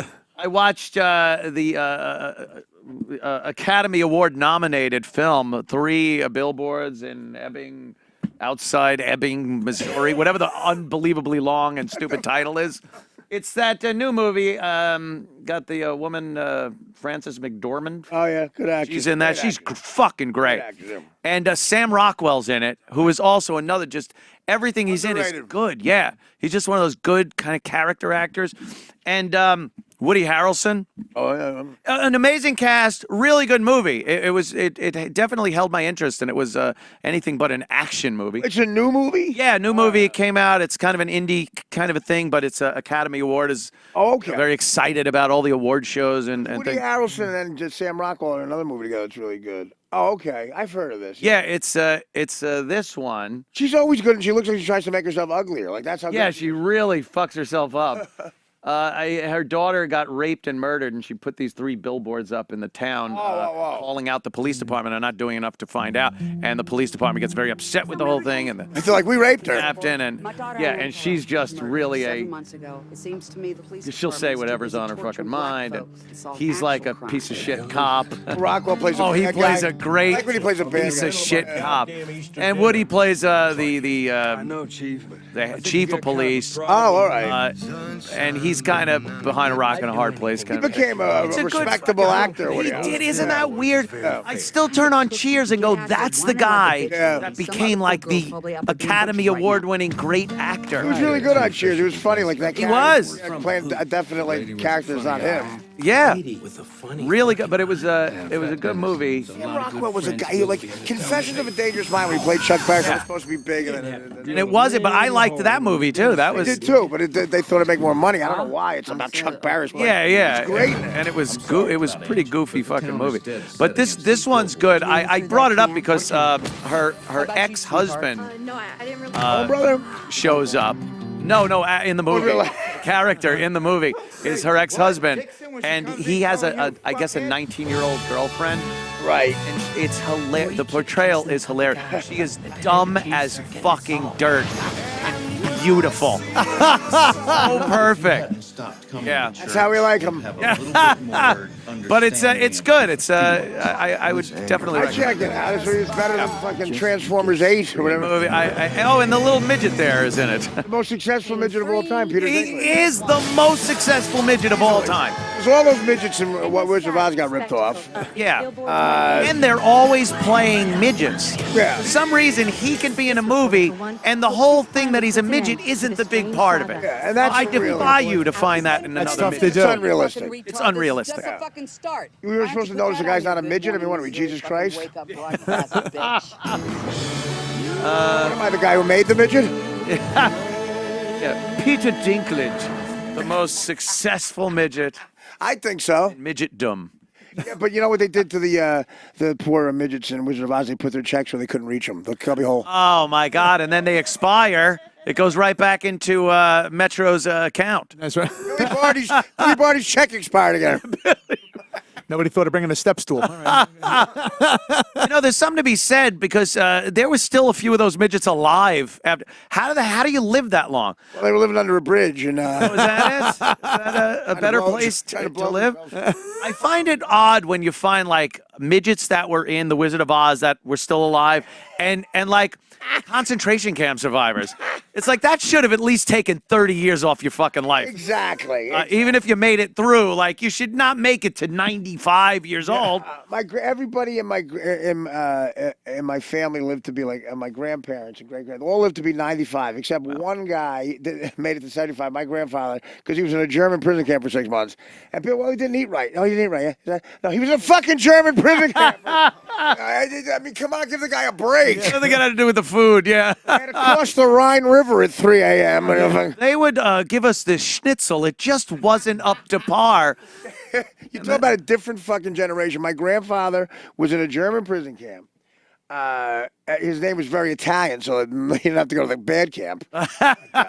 Jesus. And because it was Lent, they got one bowl of soup a day. He only ate half of it because it was Lent. Talk about religion. Yeah. Oh, wow. That dedicated that was his to faith, the... That's a little stupid. Better, well, listen, I would... he was real skinny when he came out. You don't want to piss off the god that put you in a fucking prison camp? Well, I think he thought the god was Hitler. Oh, okay. Maybe that's... But yeah, you know, I question that as a fat kid. It's just amazing. You're in a prison camp. I have to sacrifice something. You're in a prison camp. Yeah, that's enough.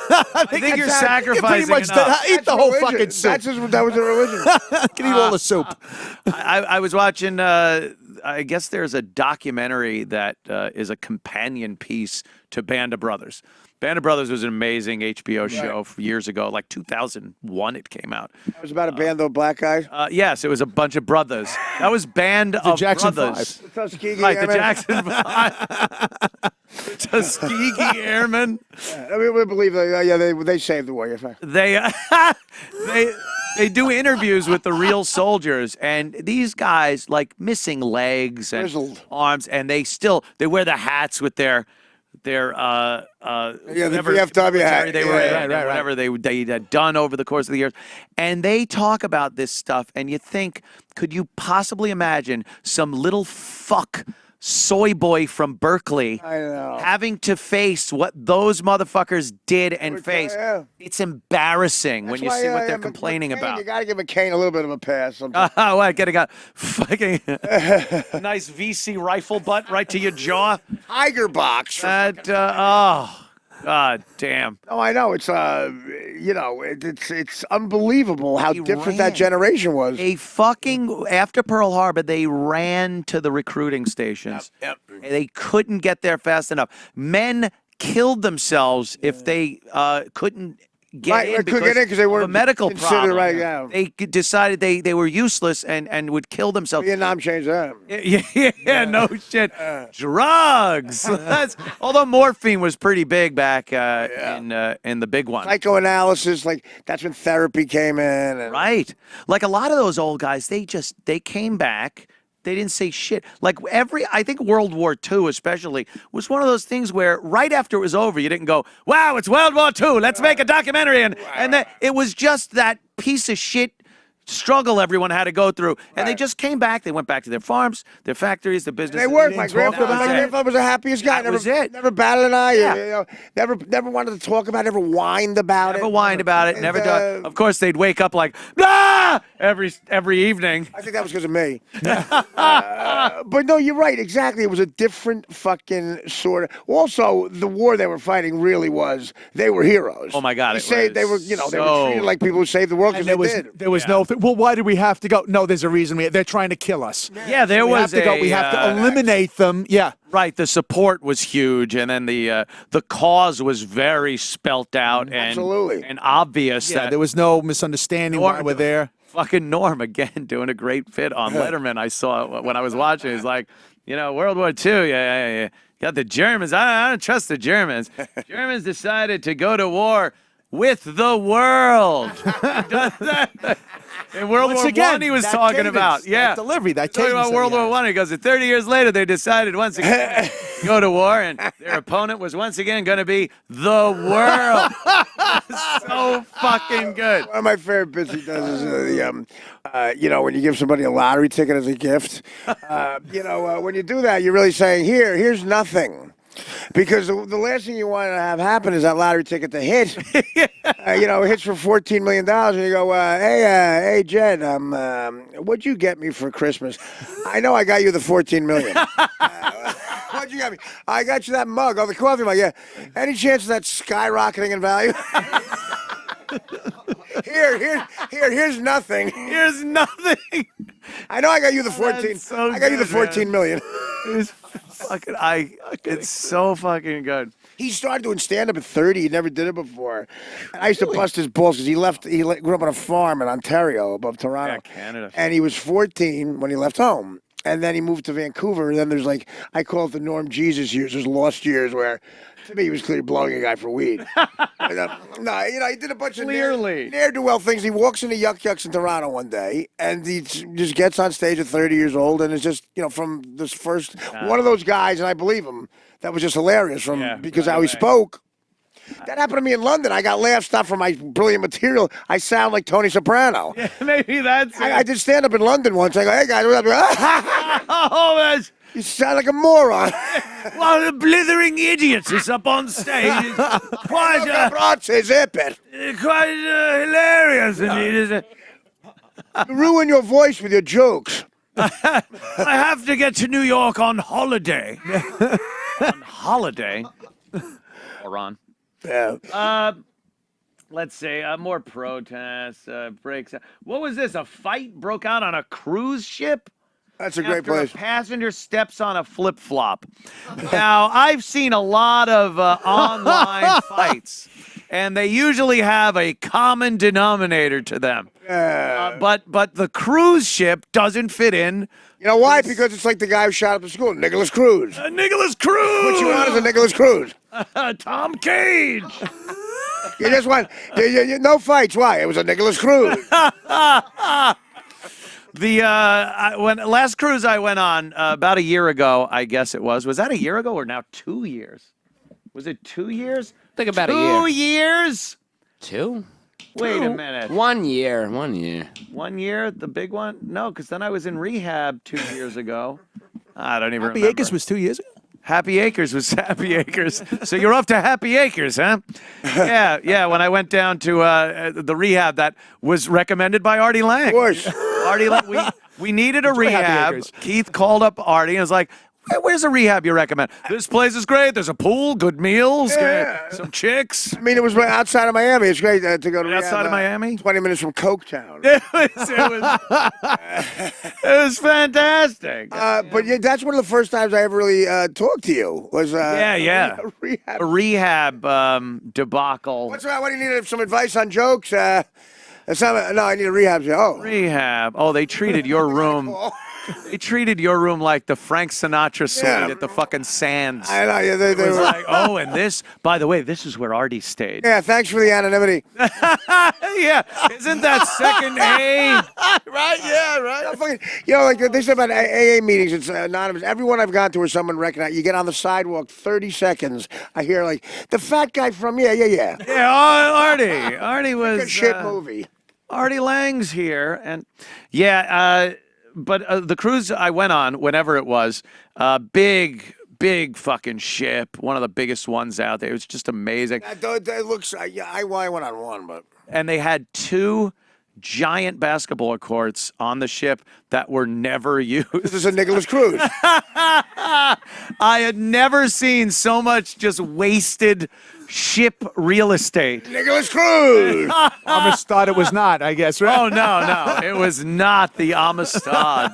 The Amistad was not a Nicholas Cruise. It was really. Wow. No basketball. A lot of people doing that surf thing on the back of the ship, going to see the shows. It was a Nickelful Cruise. You did not hear nothing. Before somebody was making that sound. Good. Yeah. Good. What? No, Lock the doors, honey. Did you gamble out of the cruise? Yes, and I actually did very, very well on that one. That was. I had to smuggle money, I guess. I don't know what you made too much. I don't know what the protocol is, but it's out on the open seas. They don't give you any of the paperwork and stuff. Right. You're taking it back to whatever respective country you're going to. gotta The declare tax it when laws you are get back different. in or whatever. So you're supposed to, in customs, say, "Hey, I have all this money. I'd like to declare it so I can pay you." Right. Oh, fuck that. So yeah, I wound up paying for the entire cruise and 50 G's on top. Oh my God. So that was a hell of a fucking That's cruise. what you call a win. Yeah. Every night when I'd walk into that casino on the ship, Mr. Anthony! Get over here. The wait staff could not fucking help me. There's other guys there. The players couldn't get a drink at the goddamn table. Anthony's banging fucking... That was nothing, Mike. You buy me out. That's great. Yeah, it was great. I told you, me and Norm did stand-up, lost what we were supposed to make, plus 15 to the guy, the manager, the real guy. Come back anytime. Yeah, no shit. I don't give a shit if you suck. No fucking shit. I love your gambling stories, the both of you. I mean, I was I played the $12 slots. I won $20. I'm walking around the casino like Sinatra the rest of the night. It's all relative. It is, right? Yeah. Not a gambler. No, Joe. Good stories. Joe knows how to pinch a penny very well. Oh, yeah. He's got Scottish in his background. Yes. So, what was that? All in the Family joke? Oh, a Jew and a Scotchman going to business together. They both go blind watching each other. Fucking Archie Bunker. Archie Bunker. That was on television. On a sitcom on TV, kids. Yeah, I got to tell you, a Scotchman and a heave going to Yeah, business. a Scotchman and a heave. That's what he said. A Scotchman and a heave going to business. Hey, hungry Mick? Like Elmo and regular Elmo. Look, Sammy, I knew you couldn't help being colored, but why'd you go Jew? When Sammy Davis comes in, why'd you go Jew? Would you like more cream in your eye? Oh, was that? Yeah. Don't talk about his eye. Whatever you do, meathead, don't mention his eye. And then he's like, Mr. Davis, would you like some cream in your eye? Yeah. Well, how about the one with Cleavon Little and the dummy from San Francisco? Oh, yeah. Break in. Yeah. And they had that big thing. It's like, how do you make jokes like that? Practice. Yeah. What did Archie have? The tape of the dog? Dog. Here, doggy. You gotta put Doggy. Mr. McNabb called and said 2 jigaboos. Jigaboos? 2 jigaboos? They said 2 jigaboos on primetime network CBS television. Well, yeah, no, I said Fred Sanford talking about the ANS. Go in the kitchen, put your face in some dough, and make gorilla cookies. Gorilla cookies. She looked like the woman, unfortunately, the actress portraying it looked exactly like a gorilla. Yeah. Yeah. There was a show that came on after Sanford Son. Find the intro to On the Rocks. Baby, I'm Back. This was a show with, what's his name? The kid, the young, Dumont Wilson. Yeah, Baby, I'm Black. Baby, I'm Black. It's the whole basis of the show is so racist, like so stereotyping blacks.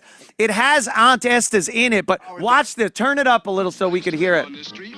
7 years ago, I used to live on this street. 7 years ago, I supported a wife, 2 kids, and 3 bookies. Then one day my luck ran out, and like any right-thinking horse player, I ran with it.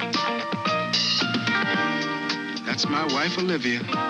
She's still as Denise Nicholas. pretty as the day I took off. Never found a woman that could equal her, and God knows I tried. He's womanizing. White features on that broad. That's Angie and Jordan, my 2 kids. Oh, that's the I kid think I from, can win them oh, back Tootie. because 7 years Is that ago they were Tootie? too young Before to she know got what her a 2 heel I Ds. I was was. gonna say, yeah. And Honesta. That's Making my gorilla mother-in-law, cookies. Lizelle. You think she plays the same Lizelle is character? French for killer. The whole Helen Martin. Who's Helen Martin? That's not LaWanda Page. Oh, no. LaWanda Page was in No, it. that was the mother from, you're right, it's not LaWanda Page. That's not Aunt It Esther? was the mother from Even though I The showed up Jeffersons? after Jeffersons. 7 years, It's a Yeah. doppelganger. You called it Doppelganger. I'm his You mother. call it Mammoth. Yeah, they probably wanted LaWanda Page. But don't count She's on the it, poor man's because LaWanda baby, Page. I am. The whole gist of the show is that he ran off on his family because he lost all the money gambling. That's hilarious. And now, baby, I'm back. And 3 bookies. And 3 bookies. I guess that showed it. Did the spinoff. Who wants you, motherfucker? It tells me the white chick left me. Baby, I need bail. Maybe now both of us got back. So, what was the cruise ship fight? We never got to it. Because I've been on a few cruises, never seen a fight. Yeah, People are very cordial. Bad place to get into a fight. Yeah. Oh boy. You go right over the fucking. Somebody stepped on somebody else's Carnival is kind of a flip-flop. ghetto fucking. Dramatic video Cruise shows line. the chaos after 30 people fighting during a 10-day South Pacific The Jerry cruise Springer cruise? on the Oh, my Carnival God. Legend. We got some white Security guys there. guards stepped in. They pinned some guest to the ground. Is it a They were race seen riot? Kicking 2 people. It was just one of several fights on board. And some people Yeah, with you're the children father. reportedly locked themselves inside their cabins. Damn. Passengers described their This never happened in the Love Boat. Oh yeah. People screaming, running around. Yeah, Barbie They Benton were and on Lola the ground Falana and in everything. handcuffs, begging for them to stop. And then the security started punching them. They were just running Charles the deck, Nelson just looking Riley. on like any ELT they could find. Brett Summers. Carnival blames a large family for starting the fight. It says it cooperated fully with authorities in Australia to remove that family Australia. from the ship. And the company apologized to Oh, passengers. okay. Australians and can is be a little offering them rambunctious. 25% off I was their trying to throw next another shrimp on the Barbie. Oh no. Bobby Benton. Okay, so No, a fight broke out. I know. Maybe it's some of them indigenous people. Yeah. You crocodile Dundee. Yeah, they can be a little out of hand. Okay, now it makes perfect sense. I told you I worked on a cruise, a Bermuda cruise. And Oh, jeez. I was dirty. And no one told me I couldn't be dirty. It was an old cruise. I tanked. They were all older people, and shit. to Bermuda. And the guy said you can't come back on the ship. Yeah, they just dropped the comics off. I said, excuse me. They said, we have to leave you in Bermuda. We don't want you back on because something could happen because the audience really doesn't like you. Oh. I said, I can't. You're not going to take me back? He goes, so I called my agent up. He goes, we'll get you paid. There was nothing in your contract where you couldn't curse. Well, you could have told me that it's people born in 1910 and the they dropped me off in Bermuda. I was getting $15,000 for the gig. They paid me. I stayed 3 days. I got a blowjob from one of the locals. I forget his name. And I flew back. Some people said it was the worst cruise they've been on, and they were on the Andrea Doria. This is terrible. Wow. They dropped me off. They said you can't yeah. go. The last ship I went on, it was just fucking huge. It had its own comedy club in it. Right, So because usually it was it would just be people could show up and sit down in an auditorium and watch the comic. So the comic had to be clean and everything. Now you're specifically going into a club. They say it's the rated comics R, yeah. and say whatever the And that's pretty good because usually if you do a cruise, you have to do an hour clean at a matinee show, and then you can be kind of dirty at night. Right, but Anthony, Terrible. in the sense that they still tell you, look, if you're young and you want to go on a cruise with a comics rated R, Yeah. that's what this is. Yeah, they should have Because corporate said gigs something. saying too that the money in corporate gigs, man. That's why people like Daryl Hammond. If you're famous from SNL for doing those, you just do the Yeah. president. Insane money. Insane That's what Natterman was saying here the other day. He was going, wait, I got juicy my lips up. Here's Dan Natterman. Millhouse. I was doing corporate gigs. He's got the juiciest Jew lips. There's a funny anecdote. Yeah. I don't know. I know Kevin Brennan had a problem with it. What happened with Kevin, by the way? Is he back? Oh, yeah, he was great. I mean, so he's the contract. Did he do a show today? Yeah. Yeah, I was here. Fucking Yeah. awesome. What did he say? I'll just say he wore a very special hat halfway through the did he? show. Yeah. Oh, the one that the fans sent in to him. Oh, I saw nigga. It says nigga. N-I-G-G-A. It's misspelled. Nigga Cage. It's misspelled. Yeah. He said he wants to give it to his buddy, the blind guy on the show, and have him walk around the city without telling him. Yeah, tell him it's an Eagles hat. Yeah, here's an Eagles hat. Wear it, and then walk around. He's blind. Drop him off.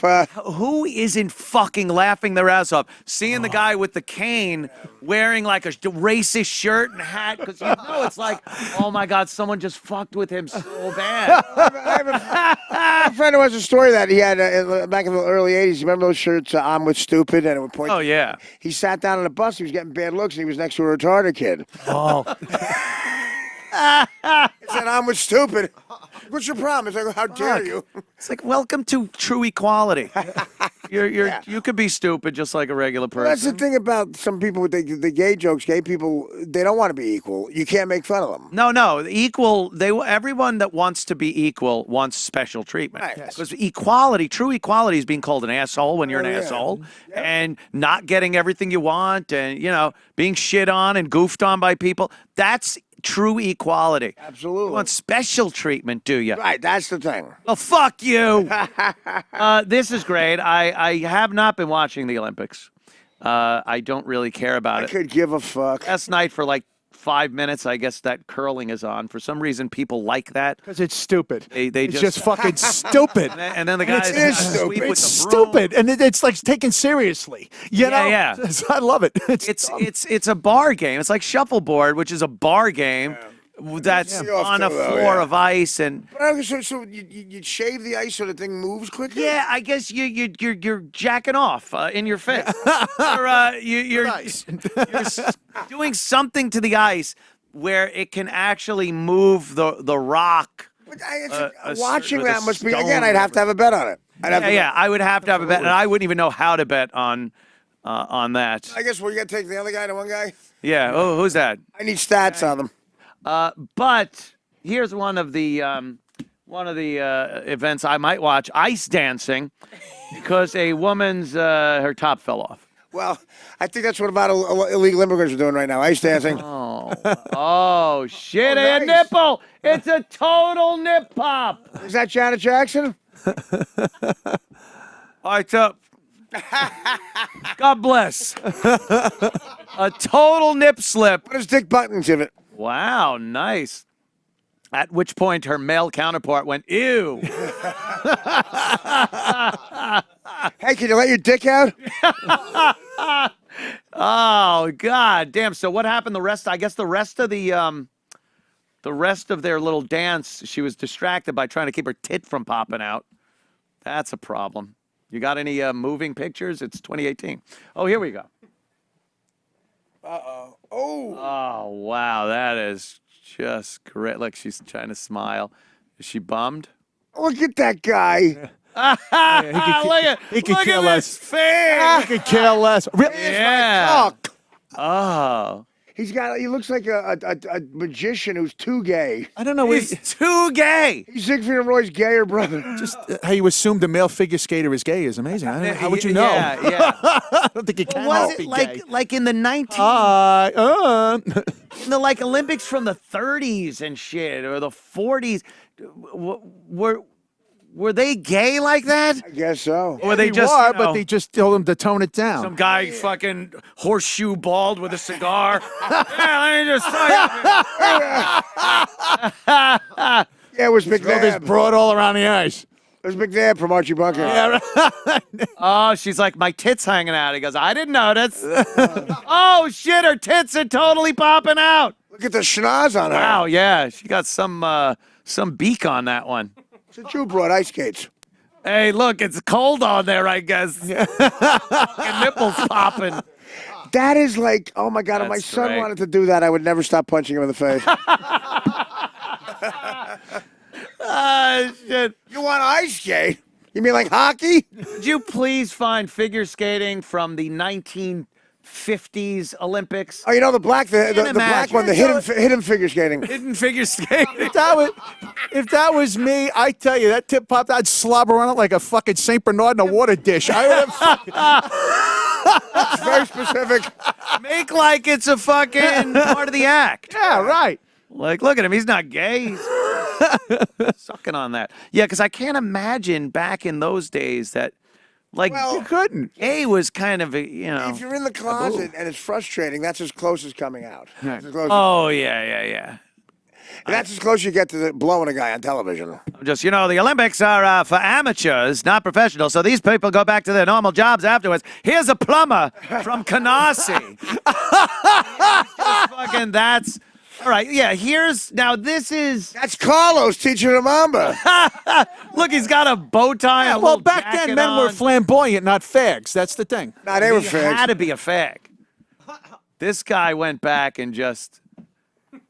Who was that? Johnny Unitas? The hairdo and everything. Johnny United. Johnny Unitas. Got to work for UPS in the off season. Hey, look at this guy. He's dressed like a bartender at the Overlook. I like it. Look at that. The nice guy that knows how to dance on ice. And the most important part, both white.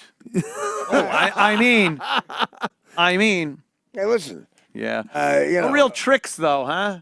Boy, they sure stepped their game up over the course of the years. These weren't gay guys. These were straight guys who hate pussy. Oh, we get a little sound on this one. Oh, I love these. Courtney Jones and Doreen Denny, European champions, defended their ice dancing title at the Berlin Sports that, Palace, Mr. Gazoo? applauded by 6,000 fans. Hello, dum-dums.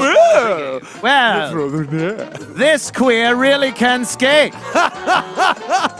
Look at this poofter move on the ice. Now, a change of music over the loudspeakers. set This Courtney guy and was Doreen caught. on a This guy was caught dealing AZT to the other people. Ladies and gentlemen, introducing patient zero. He got it directly from a monkey's ass. Here's the guy who went up a chimp's ass and found AIDS. The founder of AIDS.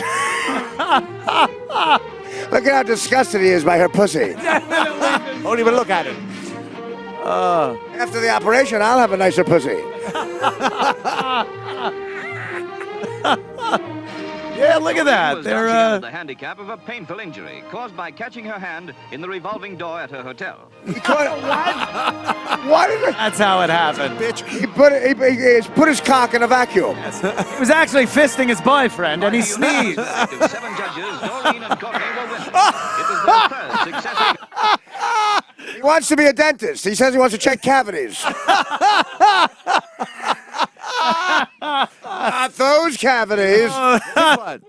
That is so great. I love how they used to cover up for things like it's so funny. What do we got here? Oh, look at that little circle jerk. The Louis C.K. circle jerk invitational. Oh, here we go. Can't leave till Louis jerks off. Cosmo Kramer took to the ice. Here's a waiter at the 21 Club. Getting your appetizer. What the fuck is he doing? He looks like a waiter. But I you asked can for still bread see it twice. in their hands. Well, he's single, ladies. Yeah. I'm sure they're all clamoring to get a date with this man. Anybody want a faggot? And I'm not talking about a cigarette.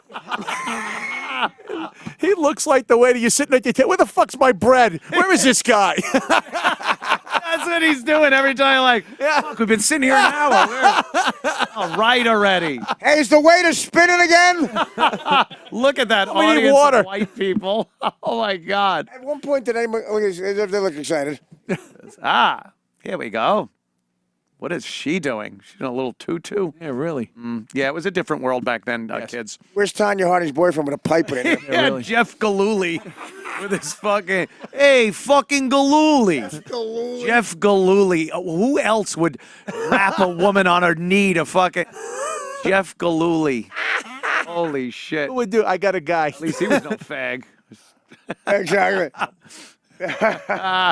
The hell is that? Takes a man to hit a figure skater with a pipe. That's right. As long as it's the male figure skater. Well, I tell you, I have had what is generally referred to as a pisser. Yes. Today. A pisser with the wonderful and talented and good friend of mine for many, many years, Joe Currie. Thank you. Thank you. Thank you. At Plankfoot. That would be on Twitter. He'll be at Point Pleasant Beach in New Jersey at Uncle Vinny's Comedy Club, February 24th at 9 p.m. Of course, 1-877-UNCLE-VIN for all your Good Uncle joint, Vinny good needs. joint. Very cool. Artie, amazing episode of Crashing last night. If you haven't seen it, it's on HBO Demand. It's amazing. It's a really touching episode. Very honest. You're frightening at the point where you're really giving Pete shit. Like you're literally kicking a puppy. Well, listen, I didn't know the camera was on. You're like, fuck off. You're telling him to go fuck himself. I thought maybe I could have help me. Go fuck yourself. It is so good, Artie. Well, I didn't Really know I was good. going to do the punch thing, and he really flinched. It was perfect. Yeah. I gotta use that. He flinched and I thought you might punch him. Like it was such a. Well, I got to say, I've never in my life gotten good reviews, and this is the first time. So It's I really want awesome. to thank Judd Apatow. And you might hear a shout out to this show on the Emmy Awards. Well, ladies and gentlemen, That's if I get Pete to say it. I love it, but absolutely catch that on HBO. It's really good. And we'll see you back here tomorrow. Crime Report at 7 p.m. tonight, of course, with Pat Dixon and his amazing co-host and head of our HR department, Bobo, will be joining us. And we'll see you back here tomorrow. Arrivederci. Awesome.